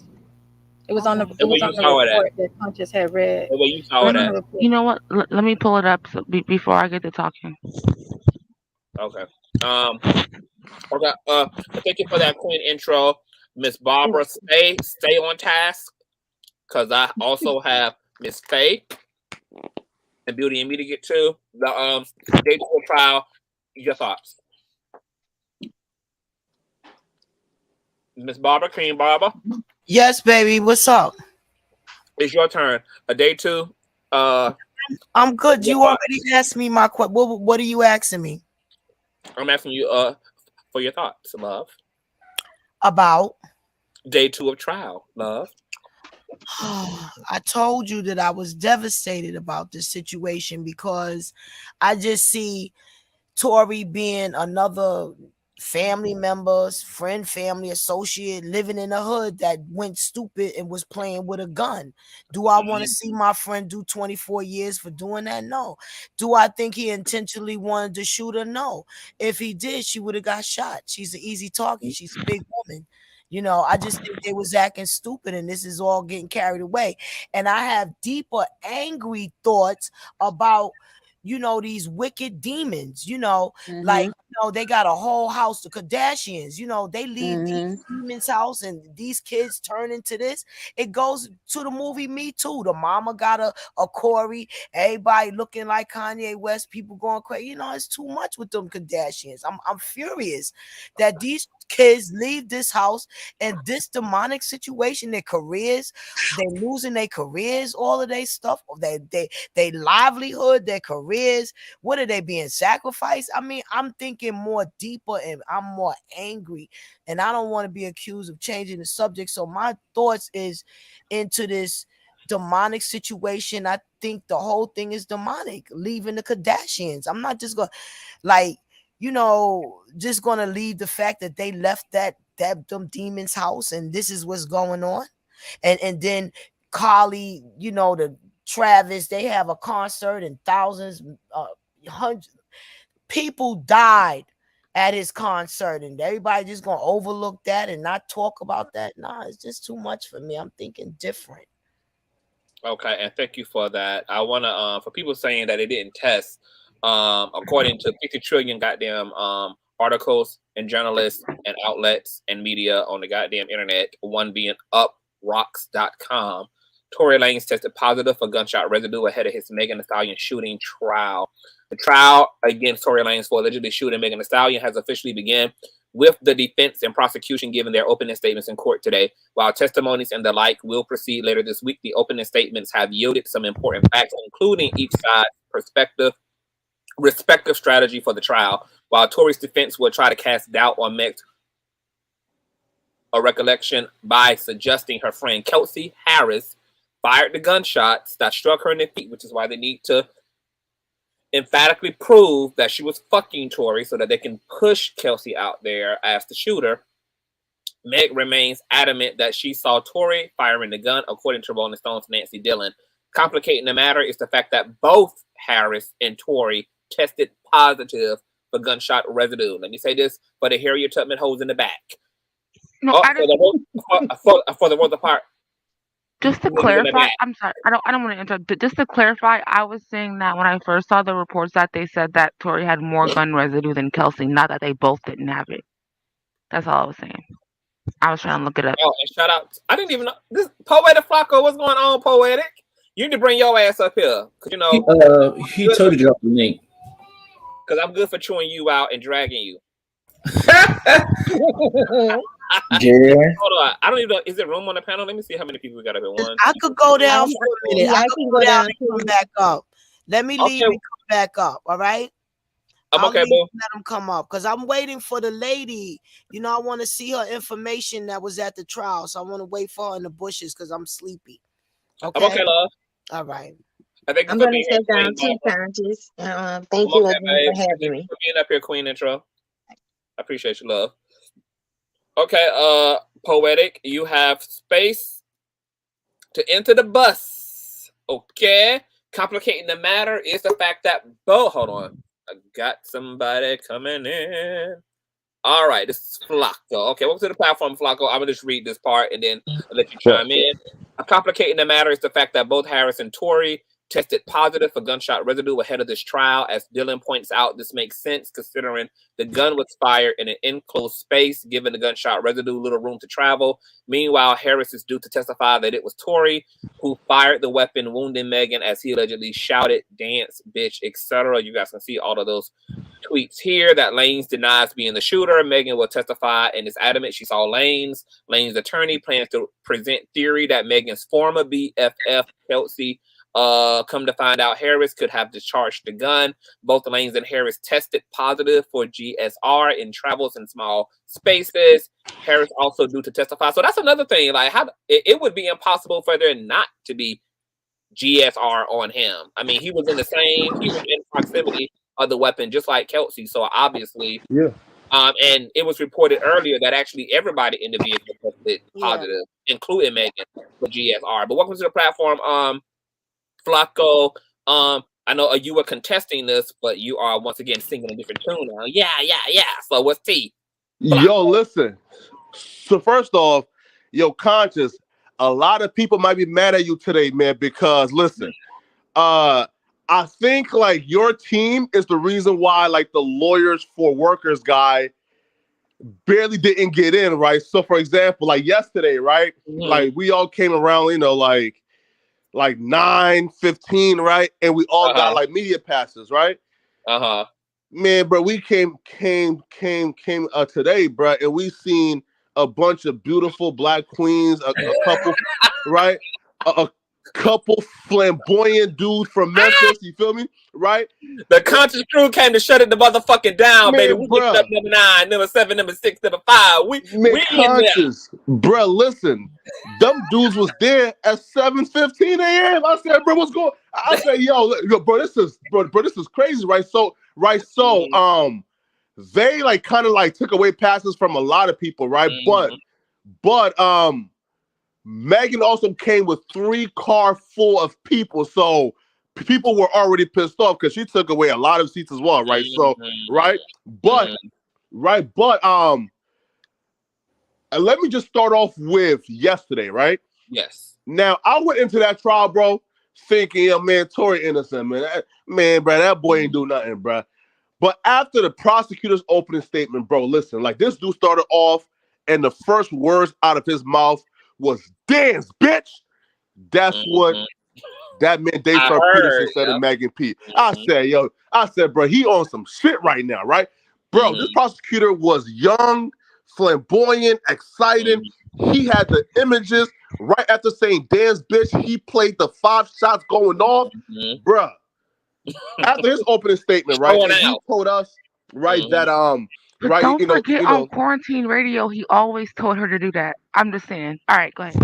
No, right. So pretty much like the prosecutor's story was, Megan went to the Cali party, but the prosecutor was really skillful by avoiding why they left the party. He never touched on why they left the party. He just said, they went to the party, they left at the end of the night, they got in the car, and then an argument erupted, right? Things escalated once Megan insulted Tory Lanez skills as an artist. That's when she hopped out the car. Tory Lanez shot her 5 times. Megan limped and walked off. Kelsey followed Megan to make sure she was okay. Tory Lanez followed them, and when Tory Lanez was trying to approach Megan, Kelsey stopped him dead in his tracks to say, no, stop, don't approach any further. Tory Lanez apparently punched Kelsey, grabbed her by her hair, and dragged her to the ground, right? According to the prosecutors. Now, the defense stated that obviously Megan got drunk, that she was jealous, you feel me? And that Tory, right. So, like, they obviously said that, that wasn't true, right? Yeah. But today, bro, listen, man. I feel like the worst thing that Megan could have done is gotten on that stand, right? And here's why, right? Because listen, yesterday, right? I left court, especially after the first recess. Yeah. I turned to Mo Gannon, and he's the lawyer's worker guy, right? He's the dude and who, like, does like the TikTok, IG post for every hip hop case. I turned, bro, and said, listen, man, I came into the case thinking that Tory was innocent. Man, bro, this nigga guilty, dog. Right? Bro, I said that word for word. Listen, man, the prosecutor got me convinced. This nigga guilty, right? And then, like, towards the end of day one, the defense started to poke holes in a lot of things, but he wasn't poking holes in the prosecutor's story. He was poking holes in everything that Megan said outside of trial, right? So, like, I'm like, fuck. If Megan would have just, like, kept quiet, this shit would have been gravy. And then she hop on the stand today, bro, and just, bro, I'm talking about, man, like, falling apart, bro. You feel me? Like, just like contradicting things. Like, for example, right? Prosecutors said this, that once Megan got shot, she limped off and walked away to the resident, right, of Sean Kelly. And then Kelsey followed her to try to tend to her. And then Tory Lanez came, and then Tory Lanez attacked Kelsey. Megan said, nah, that's not true. You feel me? Nah, bro, listen, like, when I limped away, Tory and Kelsey approached me at the same time. Like, come on, brother, how's that possible? And then two, right? Like, the prosecutor said day one that Kelsey and Tory Lanez were in very close proximity when the gun went off, and that's why Kelsey got gunshot residue, but Kelsey didn't shoot nobody. Megan said today when she turned around, she seen Tory Lanez shooting, but she didn't see Kelsey. How's that possible when the prosecutor said that Kelsey was near Tory Lanez when the shots went off, and that's the only possible way that Kelsey got gunshot residue, and Kelsey also got some gunshot residue when Tory Lanez attacked her. Megan's story damn near like refute both of the points, right? So now, how the hell did like Kelsey get gunshot residue when Megan? Oh, remember Flacco? All of them have. Yeah. Jaquan got it, Torey got it, and Kelsey got it, right? But Megan's story is, I didn't see Tory Lanez attack Kelsey, and I didn't see Kelsey standing next to Torey, right? So, like, if her story is saying, yo, I didn't see them in close proximity when them shots rang off, and I ain't see him attack her to get the gunshot residue on her. So how does she? But I wonder how much Meg would have been able to properly perceive the events, because she probably would have been very distracted with her own distress, and she did state that she was also in a state of shock. And when you're in a state of shock, your brain will go into compartmentalizing to protect your sanity. It will block out and block off. 2 years to prep, though, Conscious. 2 years to prep, and you come on stand and tell us a completely different story than the prosecutor told us they want. Hey, can you let us know where you saw that Megan said that she didn't see Kelsey? Because I haven't seen that. Can you let us know where you saw that? It was on the stand, apparently. Wait, but where? I was there. I'm looking at no jumper. Yeah, but that's me. Wait, but Poetic Flacco. Oh, hold on. You know Jumper on Twitter? Yeah. Yeah, you don't know me be over there. And I was like, girl. I was pulling your tweet earlier. Yeah. All those tweets from yesterday and today, that's me. Okay, got it. All right. So so Flacco was actually, he was in attendance today. He was actually he witnessed trial play out. So that's where his intel is coming from.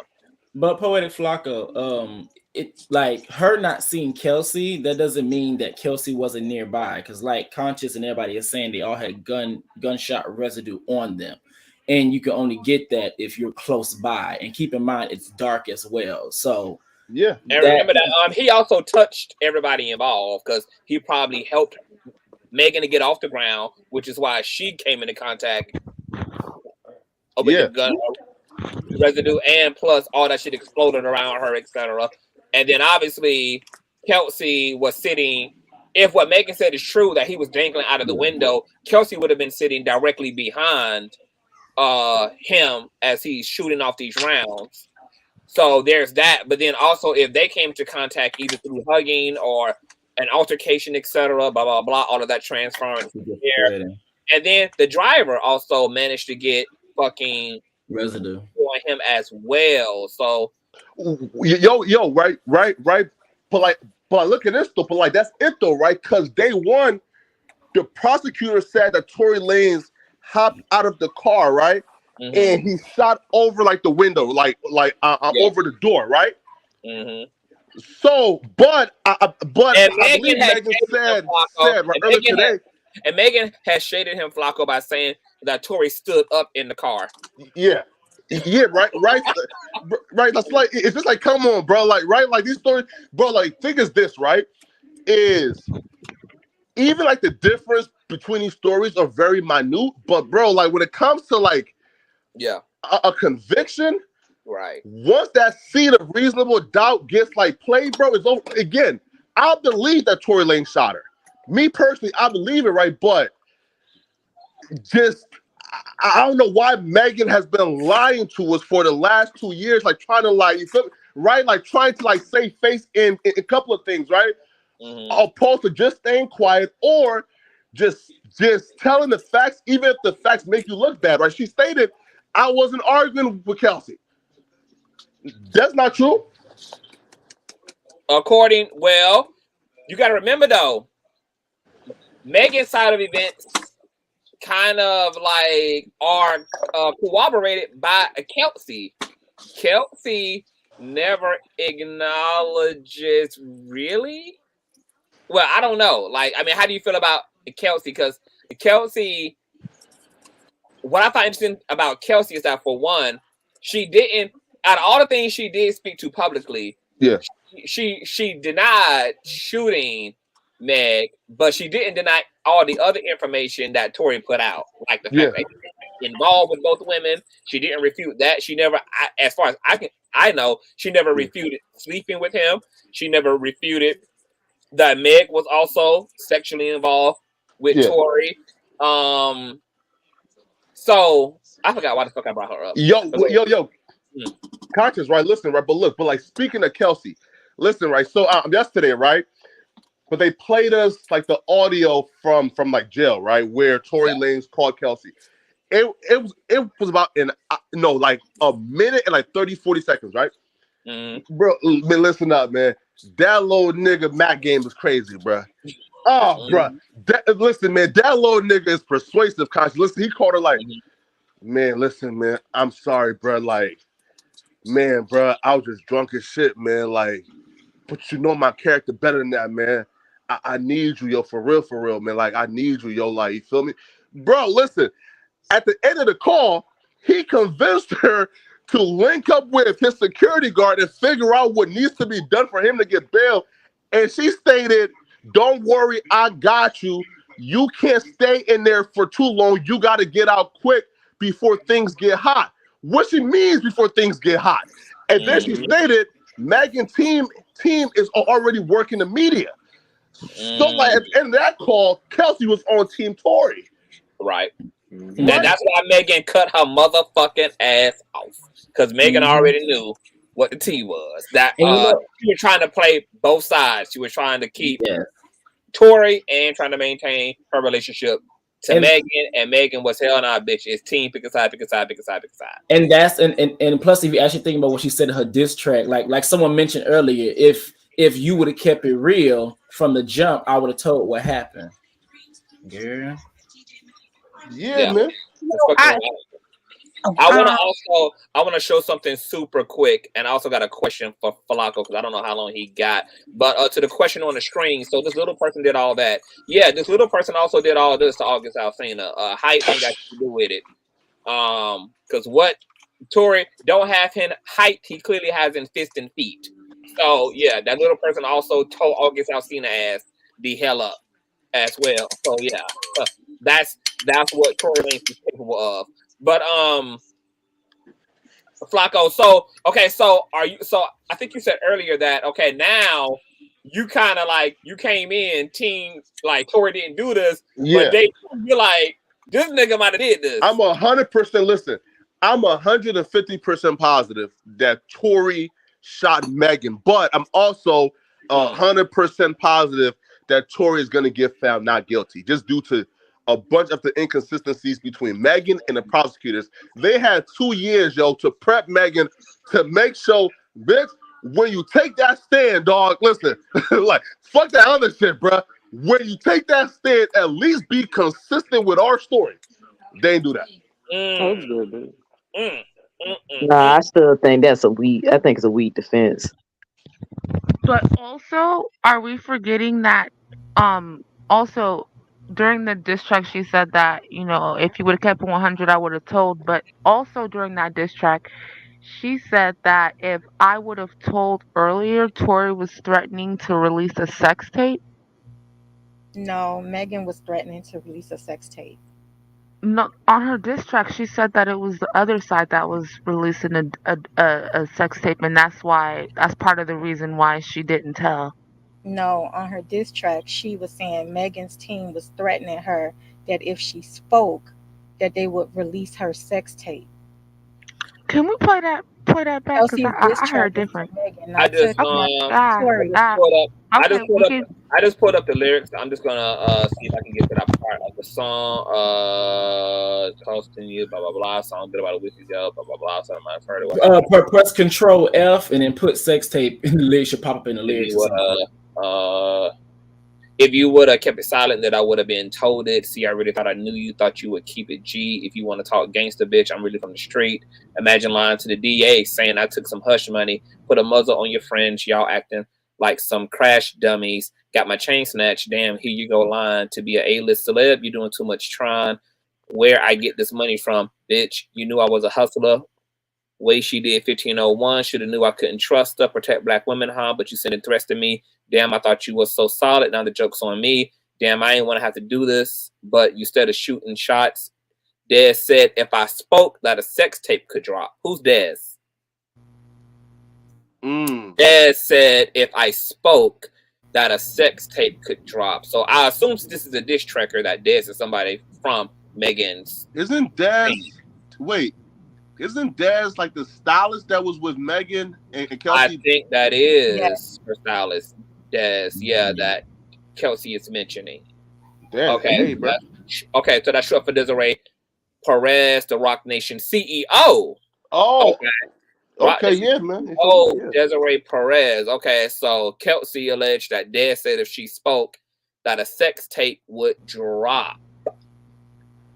What shit? Ain't Dez a snitch? Yeah. Which lets you know that this was a Rock Nation orchestrated all the way against Torey. But how do we know that Kelsey why is Rock Nation? Why is silencing everybody? Threatening Kelsey that if she says anything, that they will release a sex tape against her. That one Kelsey is not that important to have a sex tape effect.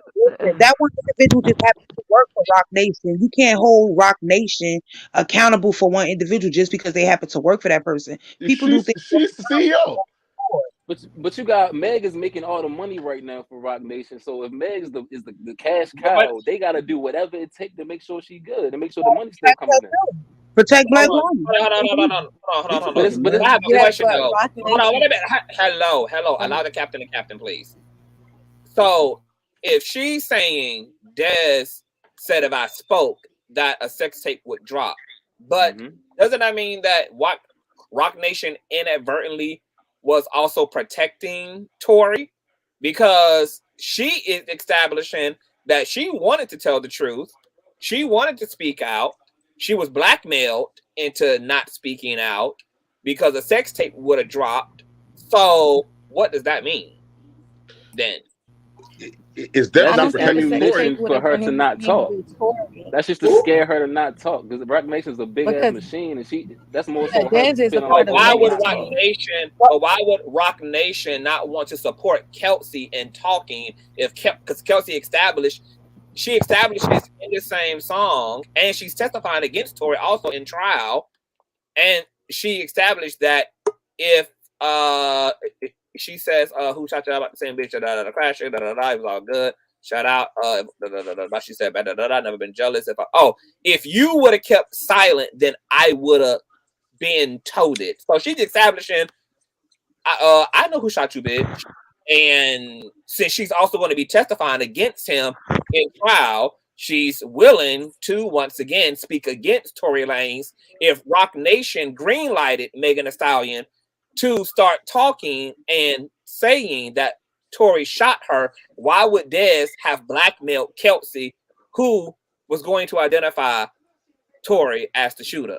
Because the prosecution gave her immunity and said, hey, you got all this information. So since you got all the information, you actually know what happened. You was there. If you say anything that puts Meg in any type of trouble, we're gonna make sure that your whole social image is fucked up. Anything that come out your mouth will now be just thrown to the mud because you're gonna be looked at as a thought that got recorded getting fucked. Just embarrassment, period. And then on top of all of that, they got Meg the fuck out of there and made sure that it was only Torey and Kelsey left to have to deal with everything, because Rock Nation was going to make sure that they put Meg down with everything she had to say and do in order for this case to go the way they wanted it to go. Exactly, and if there was an immunity deal, that has to be disclosed. And also, if you read in her in that rap, she say, "Are you lying to your label? Do they really know what happened?" So that right there, Kelsey is saying you lying. Okay, so considering what she's saying, are you lying to your label? Do they know what really happened? Hold on for a minute. So from what DJ Waters just said, then I can also see it that way as well. And this might explain why the entire industry has been silent as it relates to rallying behind Megan Thee Stallion, because however Rock Nation vetted the situation, they understood that where there was smoke, there was fire. And that this narrative that Megan was fucking Tory Lanez had some truth to it, and they didn't want Kelsey even speaking because they didn't know how much she would speak and whether it would open up a whole can of fucking worms, which would have definitely put emphasis on the situation between her and Tory Lanez. All right, that's enough, guys. All right. With $1 million, they're Alright. probably like, oh, okay. If you're gonna like lie for $1 million, you know what I'm saying? All right, that's enough grab ass, and goddamn it. Now listen here. Let's talk turkey. Those two were fucking. Let's be real. Let's be real. They were fucking, and she's embarrassed about it. She fucked a midget. Exactly. And she doesn't want to admit it. How you know? Come on. No, she wasn't embarrassed. Tory ain't nothing to be embarrassed about for real. She not Yes, he embarrassed. is. He's like 2 foot tall. Yo, Stop, dude. She fucked the baby. That don't mean Yes, that. exactly. She gonna be embarrassed about the baby too. She embarrassed about him too. She don't brag about it. Everything has a caliber. That's the difference. He embarrassed. Now listen here. Tory Lanez is shit. No one knows who he is until he shot that woman in the foot. Period. No one. I never heard of Tory Lanez until this incident happened. Tory Lanez real talk. No, here's the millions thing. Millions Real talk. and millions of listeners, and he's an independent artist, bro. That's just you. Yeah, Like, and those millions. And there are millions of listeners But- who are clearly retarded and have no taste in music. So anyway, Okay, that's fine. That's fine as well, man. But the main point that we get into is, yo, like, it's an obvious hole. It's many holes in this story. It's many holes. of course there is. We're never going to get the full story. Even after the No, we trial, we're won't. not going to have the full story. I think we're gonna get the full story, but we gotta watch what Rock Nation continues to try to pull out their little hat, and then we gotta watch how the defense steps on it. Because all they've been doing, defense been stepping on shit the whole time.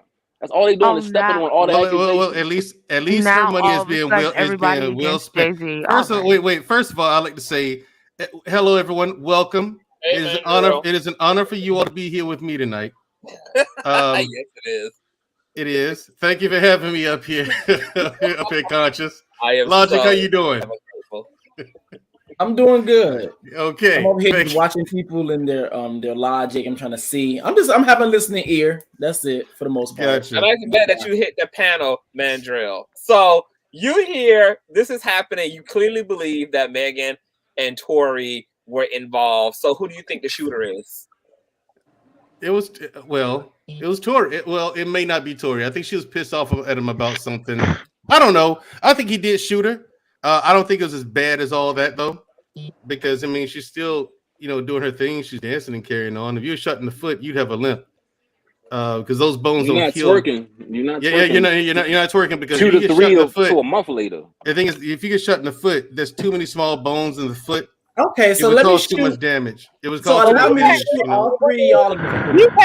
We've had medical. Okay, wait, hold on, wait. Can we have a moment? Wait a minute. Wait a minute. Can we have a moment of silence for how handsome DJ Waters is? Okay, Come on.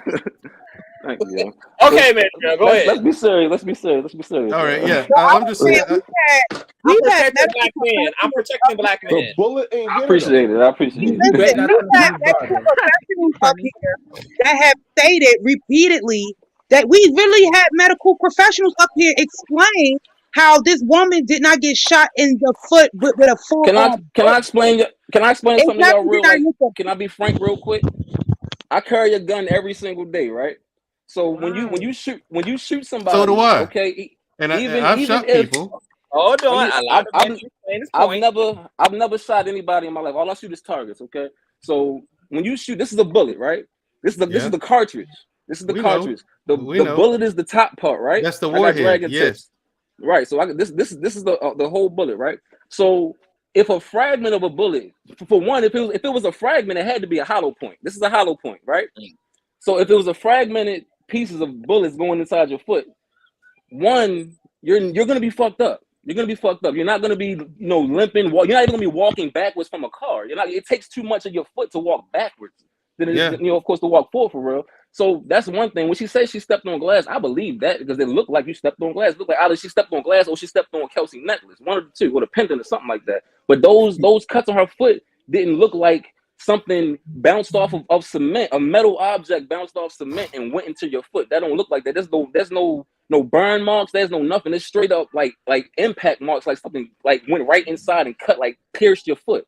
And it was slice marks on her on her Yeah, on her I heel. agree. So, I agree with him. Hold on. So I need a clarifying question. So are you saying, DJ, that you don't even believe that was shrapnel that hit her? That you don't even believe that it was fragments that even injured her?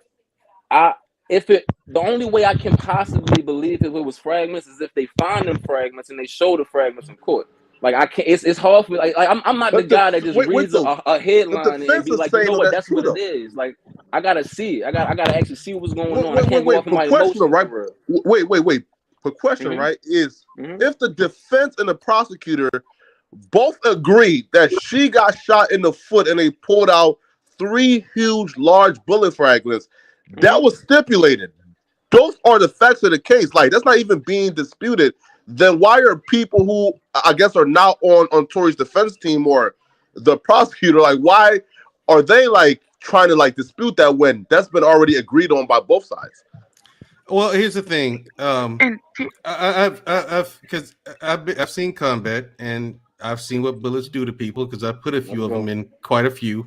Amen. And the damage there doesn't look like a bullet did that. Even a bullet fragment, the velocity is too high. Okay. Like here's the thing. Now, if you're telling me that the bullet ricocheted off concrete, which which is not easy to do, it ain't easy for a bullet to ricochet off concrete. Number one, but if the concrete fragment shrapnel went into her foot, that's a different story. But that wasn't a bullet.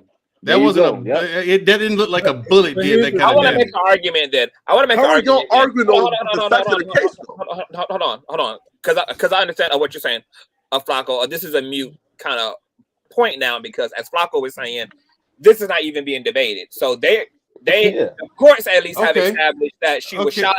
It's shrapnel, boom. But just for the sake of conversation, I do want to produce an argument. So let's say that rather it was ricochet from the bullet or that impact from the concrete around the shrapnel from the concrete around it. Yeah, gotcha. Is what hit her feet. Is it at the end of the day? Somebody pointed a gun at her, right? And and that gun was discharged 5 times. So this wasn't for. So I mean, it wasn't. But this was intentional. It was intentional 5 different times. Somebody pulled that trigger. Can I add a little wrench? Can I add a little wrench to your statement real quick? Because they also said that they found all the casings, which is after the bullet leaves the little shell, basically. They found all shells nowhere around the car. All the shells were found inside of the car. You know what?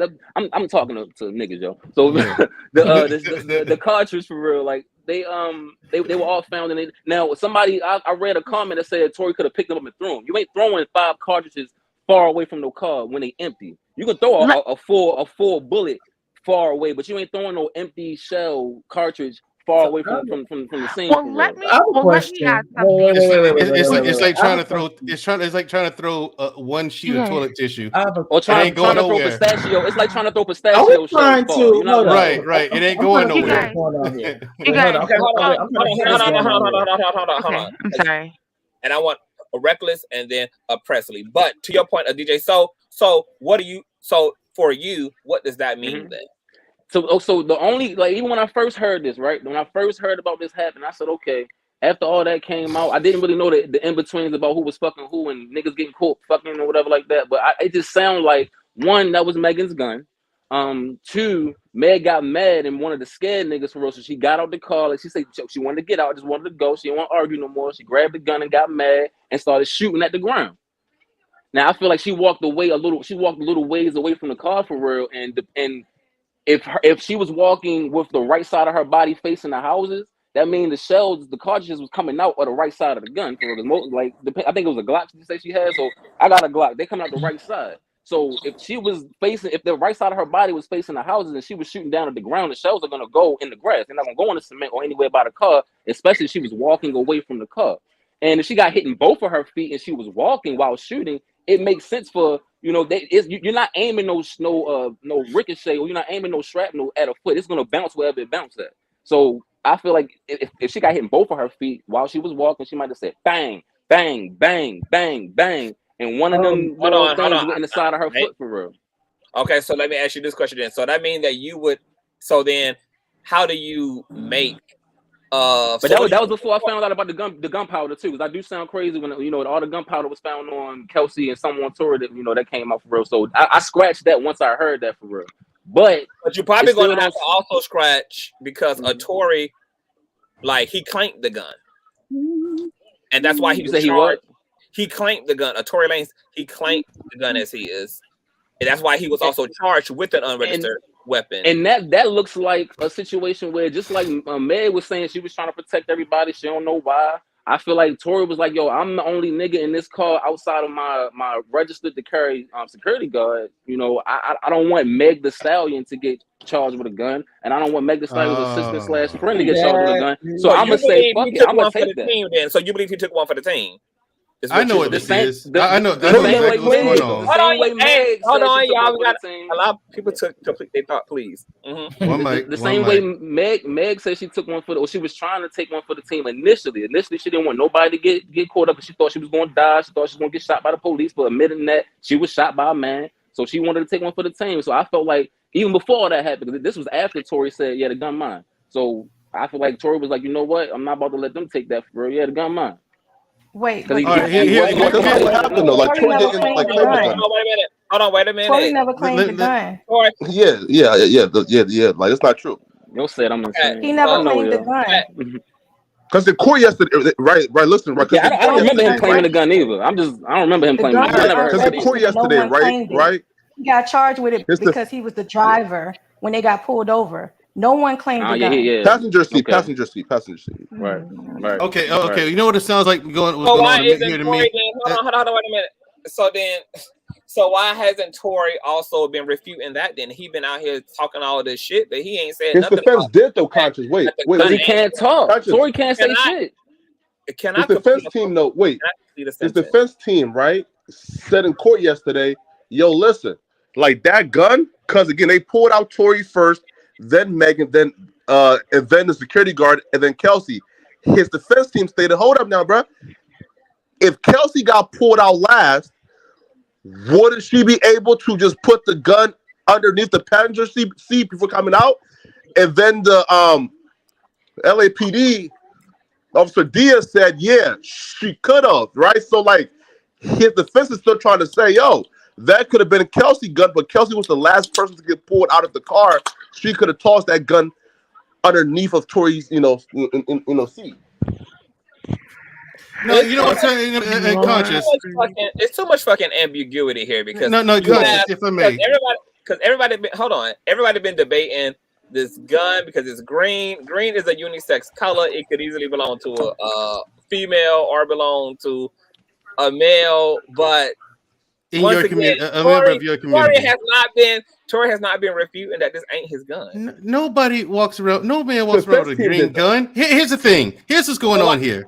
Here's what's going on here. I'm gonna let you dig in. I promise. My gun ain't green. I'm gonna give me 1 second. Give me 1 second here. Out of everybody in the car, well, I wouldn't understand why Kelsey, because first of all, Megan invited Torey. I'm not sure if Megan or Kelsey would have felt comfortable bringing a loaded gun to Kylie Jenner's home. So it was in the car, huh? I think they probably left it in the car. Yeah, it was in their car, Conscious. They remember they had rode there with EJ. EJ num was leaving, and Megan wanted to leave with Torey and his security. And Megan them transferred their bags from their vehicle into Torey's vehicle.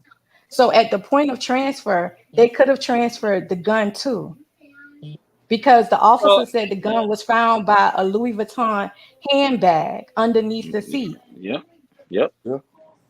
All right, I'm gonna. DNA was not found on the gun, right? Meaning, listen, right? So look, if that was Torey's gun, the prosecutor said they found 4 DNA on that gun, right? But they could not say without a doubt that Torey's DNA was on it. Meaning, bro, if that shit was Tory's gun and Tory had that gun on him for an extensive amount of time, his DNA would have been found on that gun.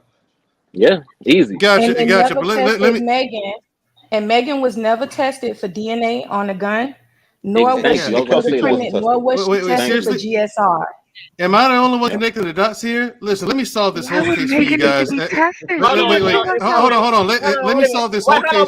Wait, because it's too much conflicting information. Because we already cleared some shit up. It's I know, already hold on, wait a minute, Medra. It's already been reported that everybody in the car had GSR on them. Everybody, including Megan. That would make sense regardless, because whoever pulled the trigger clearly came into contact with everybody in the situation.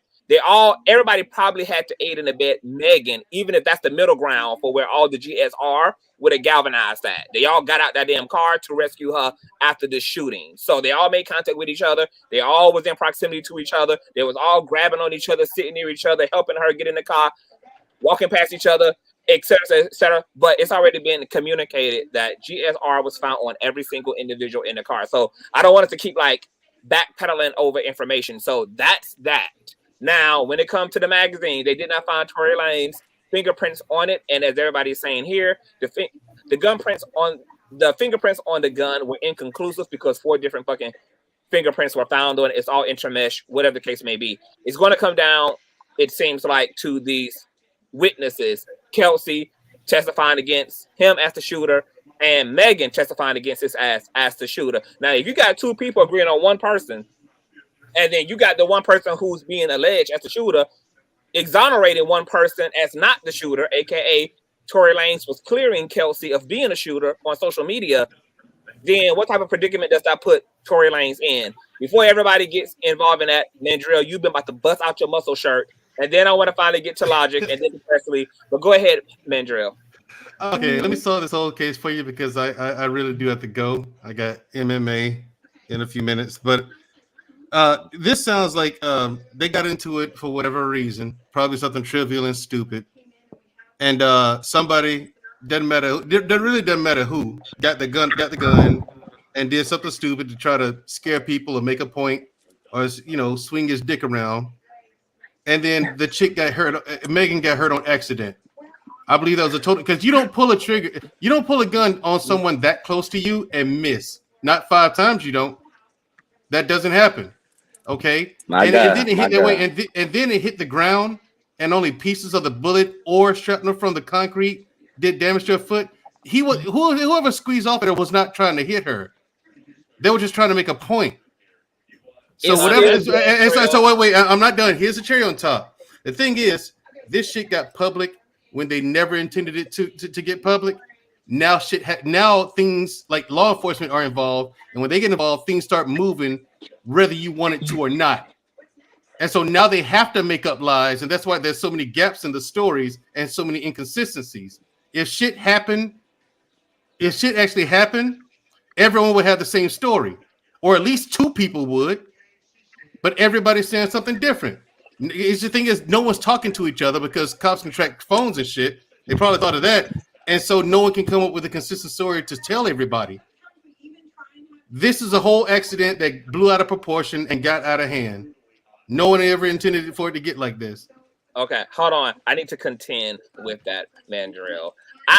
What I'm kind of shook about when it comes to some of y'all is that y'all are classifying somebody choosing to use a deadly weapon under the guise of accidental or playful. If you choose to use a deadly weapon to play with me, bitch, you're not playing with me. It wasn't playful. You don't get to use a deadly weapon and then allege you are playing with me. Well, that's because you got a brain. Okay, that's a deadly weapon and shot it in my direction under the confidence that you wouldn't hit me, and you're drunk, inebriated, and we're in a hostile situation. What the fuck is Mandrill? See? Right here, but Conscious, that's because you have. We're in a hostile situation. Yeah, we're drunk as hell, and you pick up a deadly weapon and you shoot it at me. Oh, you got me fucked up under all of those circumstances. Right, but Conscious, that's because Conscious, you have what we call a brain. Okay, these are people who are drunk with fame. They're rich. You can't tell them shit. They can do whatever the fuck they want, apparently. So they think. And this is how dumb niggas with too much money act. We But all do you seen them think that before. somebody should be able to even have that as a reasonable excuse that I wasn't trying to shoot, I wasn't trying to hurt that person while using a weapon that's designed to hurt? No, I'm not saying that. I'm not saying that's a reasonable excuse. But again, this is dumb nigga shit. And dumb niggas, when they get drunk, do dumb nigga shit. I mean, that's all this is. We've all seen this kind of thing before, coming out of a club or in a club or some social event, wherever we are at night, at a fucking restaurant, a gas station, you name it, a house party. We've seen people do dumb stuff like this before for no good reason. That's all this was, and it got out of hand. So because I mean, you don't squeeze. You're that close. I mean, you're that close to someone. You squeezed off 4 shots, and you missed all of them. But you got to remember, Mandrell. Allegedly, a whole lot more gunshot residue was found on Kelsey. So it's also been entertained that this gun was interceded on. That whoever picked up the gun was disrupted by somebody who was trying to redirect that gun. So for all we know, whoever initially picked that gun up to shoot might not have even given a fuck about whether they shot her directly or around her, because it got intercepted by somebody who allegedly was wrestling with the person who had the gun. So how do we even know that this was accidental? For all we know, the person who was shooting might have initially intended to kill her, which is why somebody jumped in. And guess what? If I'm in a car with somebody and it's a hostile situation and somebody in my crew picks up a gun at another person in the crew and it's a hostile a situation, I have no reason to believe that you were about to be playful when you discharge this gun. I'm going to have to intercede and intercept too. Because why under those circumstances would I believe that you just about to taunt this person when she just cuts you the fuck out and y'all are in a screaming match at this point? She leaves the car, you go for the gun, whoever the you is, you go for the gun. Under these circumstances, that's not a playful situation. So if somebody jumps in, which is why there may be gunshot residue on the 2 people in question at a heightened volume, then somebody had enough good damn sense to intercept in that moment to redirect that very poor decision. Okay, here's the thing. Again, we ain't talking about black people. We talking about niggas. All right? So it's not going to make sense. It makes sense. All right, and I agree with you. I would not behave this way either. I carry a gun. I carry a gun with me. I got a gun sitting in front of me right now. Right, and I have no right now. Nigga. There's one right here. Okay, at all times. So, and I've been fighting mad. Never go for the gun. That's the last resort. Never. You know what I'm saying? Exactly. That's if my life is right. If my life is in danger and I got no other way out. That's the hammer. You hit with the hammer, you hit the glass in case of emergency. That's all that is. That's the first option. You know what I'm saying? But you're talking about people who are rich, they're drunk, they're celebrities, and a lot goes into that. Look, the worst case scenario of this is Kanye West. Yes, Kanye West. I have questions for the mental panel. But here's the thing. Regardless, this is a situation that they did not want to get out to the public. And my overall point is, it's a situation they did not want to get out to the public. It did. It has now spiraled out of control. Everyone's trying to take up for everybody, but no one wants to get in trouble. And that's why this story is so disjointed. You know what I'm saying? I have a All question. I know is whoever shot this motherfucking gun deserves to go down for 22,000 fucking years. 22,000? 22,000 motherfucking years times 6. They need They also need the verdict needs the death penalty. There need to be 4 different death penalties assimilated against this person. They need to resume the goddamn ashes and put that bitch under the death penalty. Take the bones and subject that motherfucker to a death penalty. They need to penalize 4 times motherfucking over because your drunk, stupid, bald-spotted head ass could have killed me. Not bald. But that's a bit strong. You deserve to go to jail for the fact that for what you could have did. That's a bit strong, isn't it? 22,000 years. He could have killed her. Well, that's true. That's true. Like the person could have killed. I don't think that whoever You squeezed could have that gun ended off. this woman's career. What if she would have got hit by actual bullets? Right. But the thing What if is, she would what have I'm been saying is, physically disabled for the rest of her life? From the data that I'm hearing here, it doesn't sound like whoever squeezed that gun off was trying to kill anybody. You know, they were trying to make a point. Now it was dumb. It was stupid. Yeah, you could have actually hurt someone or taken their life. That's why you don't play with guns, because guns ain't toys. They're weapons. You know what I'm saying? It's not a toy. But that's how accidents happen, and then people go to jail for life, which they should, for being stupid and playing the wrong things. I have questions for the men on the panel. All right, go ahead. Okay, so what are we doing here? Because when first got on the panel, all of a sudden we're trying to see there's a distinction whether she got shot or not, and then correct me if I'm wrong, someone alluded to just about her shooting herself. Then no, I scratched that. The person that picked up the weapon and shot was trying to prove a point. What are we doing here? Are we trying to diminish the fact that whether we like it or not, she is a victim? No. She is a victim. It's just that what I can't respect is the fact that if Torey, if you didn't, I ain't gonna say if you didn't see him. If Torey did not shoot you and you didn't see Torey shoot you, you should not be saying he shot you, because that accusation she claimed alone. that she saw him though. She claimed that she turned behind her and saw him dangling out of the window. But then our witness said I saw a woman holding the gun, and I also saw two women fighting. And this is what I mean. Hold on, wait a minute. But on a common sense level, who's gonna know more about what happened? The person who was secondary to the situation, some bystander who saw peripherally, or the person who was directly in the eye of the storm? I'm gonna believe the person that doesn't have a horse in the race, the person that doesn't have nothing to lose or gain from the situation, and that's the neighbor. That's the person that was outside. Wait. You have to remember that Megan and Kelsey was. Okay, so what about? Hold on, wait a minute. But DJ, okay, but so you got that eyewitness said that, but you have Megan who said I saw him, and then you have Kelsey who said he did it. And that's still not enough for me, because Megan and Kelsey are also involved in the situation. Megan and Kelsey can also get in trouble. Megan and Kelsey can actually, it's not even a Megan and Kelsey thing. You got to remember, Megan herself out her own mouth said, I was on the airplane, them 3 motherfuckers went to jail, them 2 motherfuckers went to jail. So she already threw them under the bus and said, fuck it, I'm good, I'm worrying about me, I'm over here with Rock Nation. Whatever's going on with them is going on. So it was never a Megan and Kelsey situation. The only reason it's a Megan and Kelsey situation now is because Kelsey got she got immunity for prosecuting with Megan against Torey.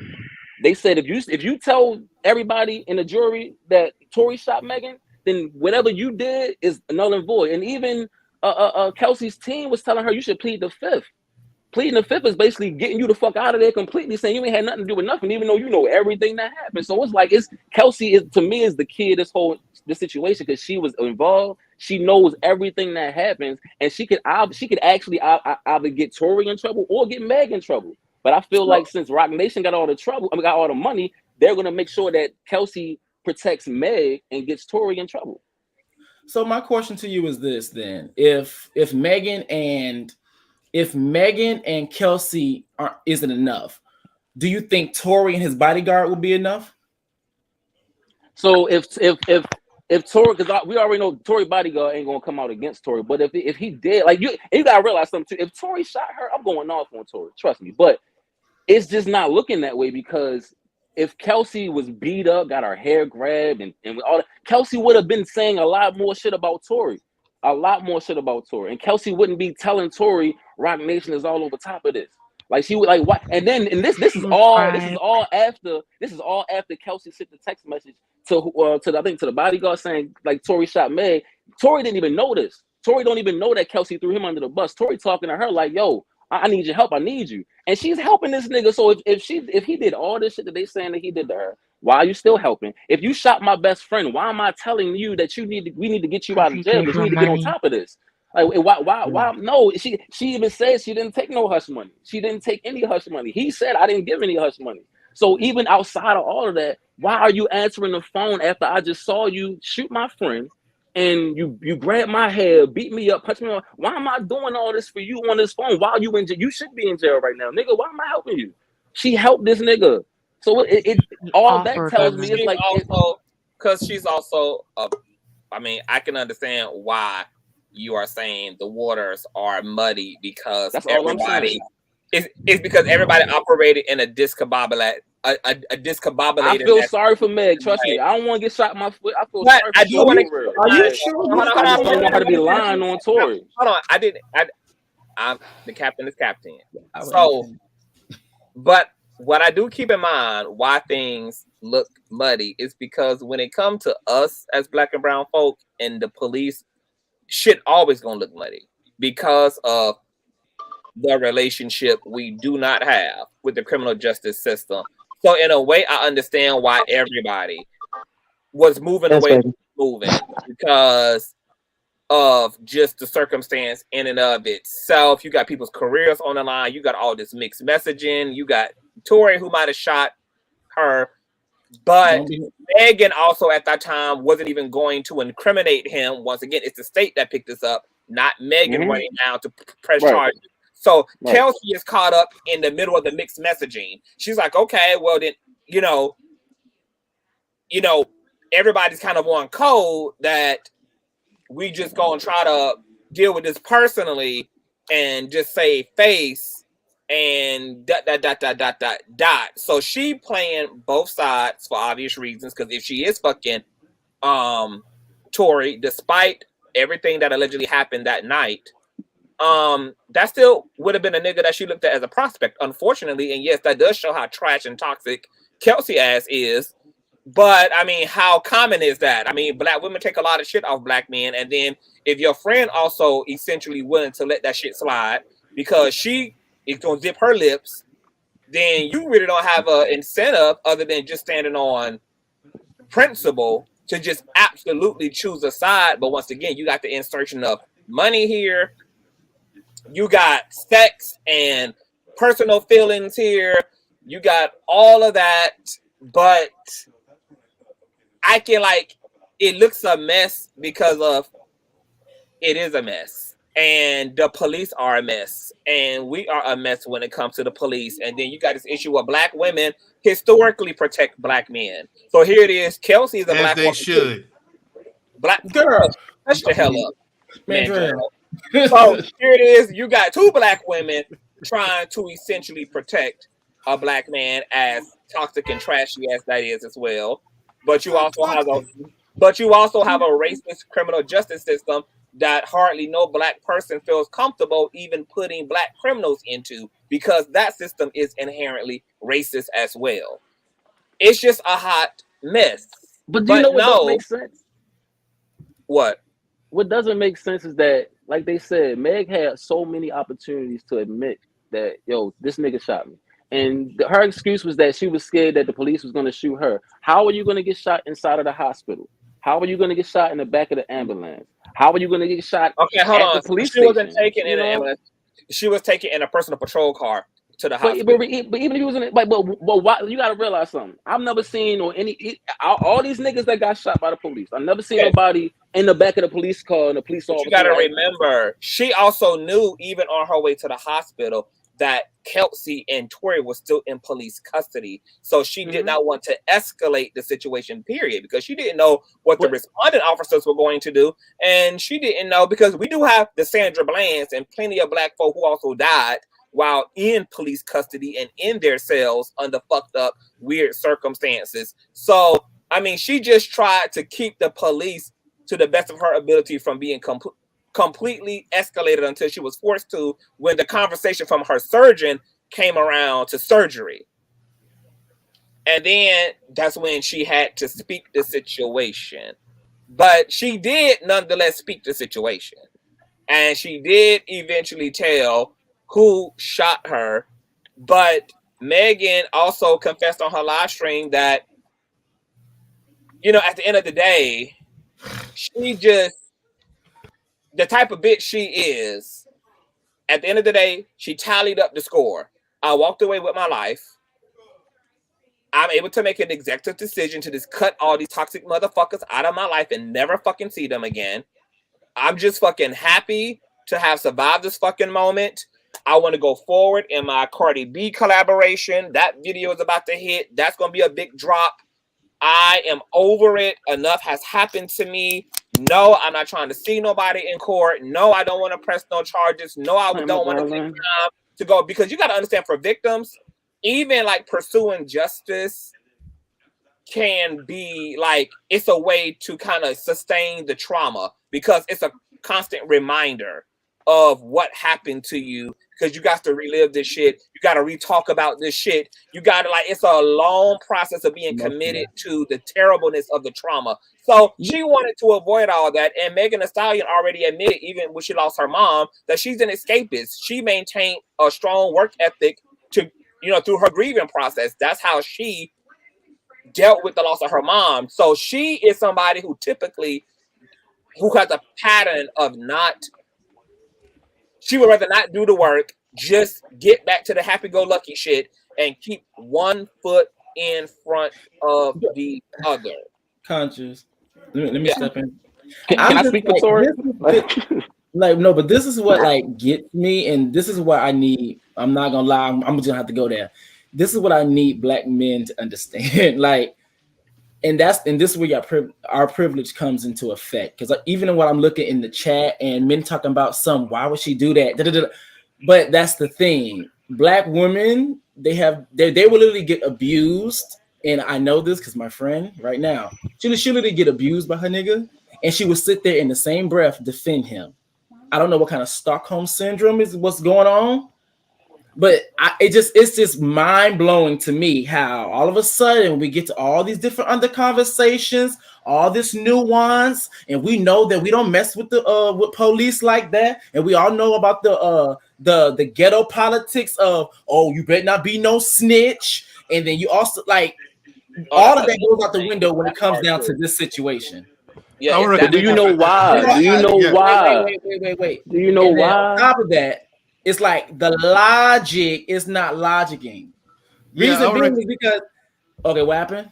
I would recommend your friend get therapy. That's not a joke or anything like that, but yeah, therapy actually will help her with that, because that's something I've seen before, my goodness. and that's a jacked up situation. I've never understood it, but I hate to see Black women go through that kind of shit too. They getting beat up by their old man or their dude, and then they defend him. I never. Bro, I got my ex-girlfriend locked up for putting her hands on me. I don't play that putting your hands on. That's the shit. point of what me and Reckless had. Fuck that. But that's the point of what we had brought up. It seems as though, especially on this platform, we have a lot of conversation around sociology. We have a lot of conversation around patriarchy and toxic masculinity and toxic femininity and gang culture. It's always men versus women. And all these different types of politics. And then we enter into the Megan Thee Stallion situation and then subtract all of that nuance from the situation.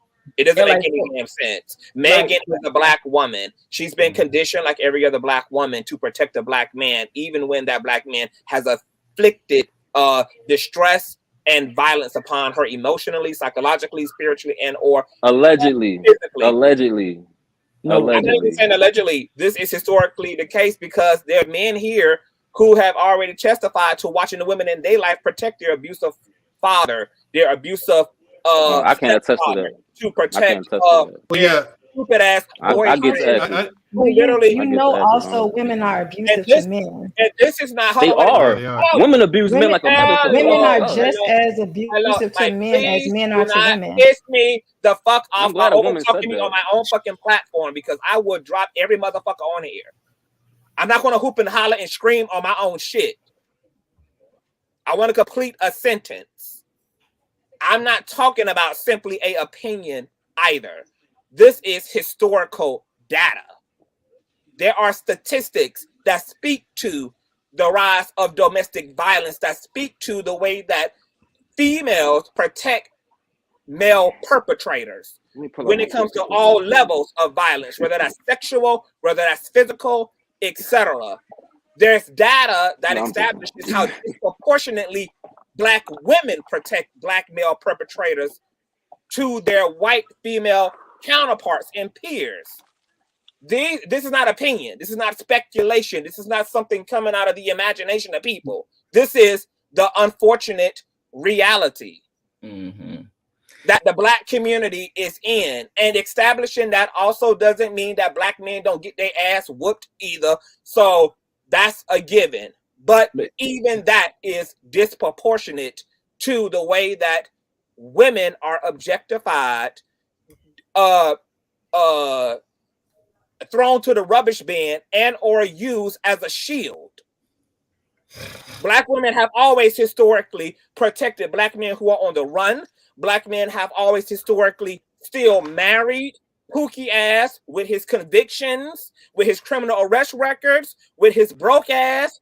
Women have always been able to see, Black women particularly, have always been able to see the light of day, even when it came to the worst of niggas. So even when people were saying, why the hell would she be, crazy or fighting? Why would they be fighting over fucking Torey? I've seen beautiful Black women fight over niggas who got a lot less than Torey. Torey at least got clout, got money, and done somewhat made something of himself. That's a lot more than what I can say about some of the other niggas that I've seen women fighting to the damn deaths over. But women have been societally, Black women particularly, have been societally conditioned to see the best and even the worst of Black male pickings. Always. This is literally the fucking research. So yeah. Conscious. Megan Thee Stallion may need to go get counseling. The reality is the entire fucking Black community needs to sit on a goddamn therapist's couch. Amen. That's true. That's true. Yeah. No argument here. But my question is this: do you think that because we have you say that and I see that, but I only see that in cases where the women pick the the bottom of the barrel in Black men. They protect them. They protect them tooth the nail. They protect them. But you take a guy like myself. You take a guy like myself, and I ask you to go to the grocery store and pick up something for me. It's World War III. Like we get guys who have made something of themselves get no protection from Black women. Like other than my mother and my sister, like that was it. Like no woman I dated behaved that way. You know what I'm saying? They ride or die for Pookie, Ray, and Pee Wee and Pojo and them. But you know what I'm saying? A guy who's actually done something with his life, and he's accumulated a modest amount of resources, we'll say. No loyalty. They just they see you and all they see is money bags. Even though you do everything you can to not stun out and show it. Because see, a lot of that. Wait a minute, because I know everybody want to jump in it, and y'all will. I'm almost scared to even go into this conversation because I know that Black men cannot take it. Y'all cannot. I want to have a civilized conversation about it. Level of motherfucking conversation, and we just saw that play out on Yellow Pill's panel. Y'all get into it. Conversation. I could take nigga is gonna be willing to Tory Lanez my ass when I'm done with y'all. I don't believe y'all are ready to have that level of conversation because there's only light work, man. Hold on, wait a minute. There's only but so much responsibility that Black men want to take for the social construct of Black male privilege. Only but so much. And when y'all reach that limit, when y'all reach that very short-lived limit of accountability that y'all willing to take, baby, it becomes a war zone with y'all in these conversations. The reality of accountability that particularly Black cis hetero men are going to have to take for the world they helped white men to create is 100% accountability. There ain't a conversation that needs to happen because any other conversation does the conversation a disservice. It does. Can I ask you a question? It's not even a worth it conversation to have. Yeah, they do not want to have that conversation. I want to ask you a question real quick. the blessed place I to just start want with it. I just want to know that if it gets to a point where we actually can have that conversation, right? Because I would love Listen, to. bro, Like, we can. I try to. No, We real can, quick, bro. bro. Listen. We actually can. We can. But this is the only way we're gonna be able to do it, though. The only way we're gonna be able to have a conversation like this is if we can have a conversation as adults, like civilized adults, right? Not one side or another side, or one person or another person throwing some slick, unnecessary ass comments, saying unnecessary, sassy, snarky shit. Unlike, if we can actually get to a point and a bottom and a actual like foundation of this type of conversation, then we'll get there. But this conversation always gets started with a whole bunch of sassy, unnecessary comments. Hold on a minute. Wait. Okay, But I hold want to say on a this. minute. Okay, hold on, wait a minute. Well, I will have to end this live and start a new one because right now ain't no telling how fucking long that content is gonna go. So let me wrap this. We should keep talking about Meg.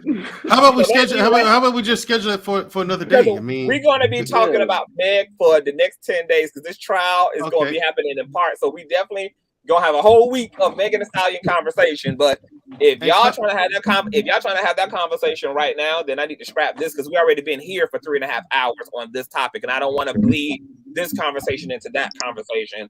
And Conscious, you know I can have this Conscious, can I come back for that? Yeah, Conscious. Everybody is here. Everybody who's here, if everybody here is somebody who is interested in our conversation, I want y'all all to hit the link in the next live stream. Everybody, because I don't think DJ Waters can handle it. IG, Anya, Mondrell, Beauty for Me, Kimberly, Presley. If y'all all want that conversation, then I'm about to end this live and we're going to make a new one in its place, and then we can come back and do that. What a link. I might open up 2 StreamYard links so that it could be a damn panel of 20 and the whole goddamn neighborhood can get in on the conversation. Here we go. Hold on, wait a minute. So, is that what y'all want to do? Are you? I'm ready. Well, no, me. I have to go. I have to go. I have to peel out. That's why I was asking, could we schedule for another time? No, you can reschedule what you about to go do because you got enough muscle as it is, man, Trail. So you can skip the Hawaii session. I'm gonna go ahead and whoop ass though. I had more stuff to say about Megan, but I am interested in this conversation. Drop the link because I've been holding my breath with all this nonsense. Conversation all week because this trial, because I'm following it every day. So every day we're gonna be live. Tomorrow we're gonna be live on day 3 too. So we definitely have more than enough time to get all up in Megan. Okay, so hold on. Does everybody here have an Instagram account? I do. Yeah. No. Okay, so do me a favor. Let me go round. Well, can y'all do me a favor? After this live stream, message me on Instagram so I can send you the private link. I mean, I don't have like a real. I got like a private one. Man, okay, so we're gonna make it simple then. I'm just gonna restart the live, and when I see all the familiar faces in the background, then we will get forward. DJ, are you returning to get dragged? Of course. I'm returning to have a great conversation with you, bro. Like that's all I'm trying to do. All right, bro. Kimberly, are you returning? Yeah, just so you guys know, me and Conscious, it's simple. It's simple because it's like me. It don't even mean to be deep. It's everything that the black man was saying is right. I just think if we all acknowledge as black men that, hey man, we dropped the ball. And if we, you know what I mean, and if we could do that amongst ourselves as black men, I think we got a chance of the black women here in the South. You know what I mean? But okay, hold on, wait a minute. Hold on, wait. Cause y'all still talking. Be surprised at what I got. Save it all. Save it all. Save it all. Save it all. Save it all. We about to get into it. Okay, so everybody drop down. I'm going to restart the live in the next 5 minutes. Okay, so I'm gonna end this and then start. Hold on. I just need help for everybody. If you don't get a notification, just check the actual page manually because we will be live. I'm going live immediately after this, so for sure I'm going to be live. Check the page if you don't get a notification. But what's a good title for this video? Ooh. Gay man dominates his hetero black man. A black conversation. and No, no, no, no, no, The wrong title is never gonna make that. it seem like we attacking black men. You I gotta don't make like it that. clickbaity. Make it clickbaity, yo. Make it clickbaity. Yeah, it gotta be clickbaity. Yeah. We don't And what want you're to not make it seem gonna like listen. The thing is, what you're not gonna do is sit here and act like I'm some kind of sub or something like that. I'm always a dom. Okay, always have been, always will be. Well, Okay. So Mandrill pops the gay men who dominate the other straight men in lieu of protecting black women. Does that work for you, Mandrill? All right. So That is let so me get out of sexy. here. Listen to it. Let me restart this motherfucking live. I will be right back, you guys. Please check your pages. I'm not going to even go for it in the panel until I see all you guys in the background so we can get it kicked off. This is about to be very intense. This is about to go nowhere real fast. This is about to get apocalyptic and violent like a motherfucker. All this rosy ass, yeah, we're just gonna skip a loo and run down the yellow brick road shit. Trust me, 5 minutes in, all that shit will be after motherfucking window. So y'all just grab your goddamn seatbelt. It is what it is. Get ready. Day 2 of trial. Megan takes the stand. She testifies that Megan shot her ass. Any final thoughts you have on day 2? Reckless?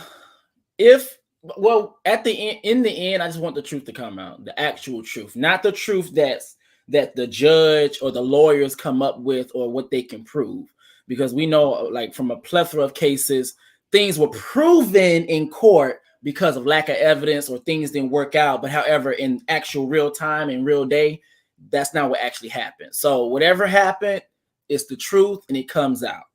That's it. So get kind of past this. But all right. I do want to say this next panel is not gonna go well. I can already feel it because in the background, and you guys make sure to also follow Reckless Logic over on YouTube. Okay, that's Logic with 2 C's. Type him in, give him a click in the view. He's absolutely amazing. Also, follow my baby mama Rumors and Tea over on IG. Okay, all the latest gossip, etc. This was a great live.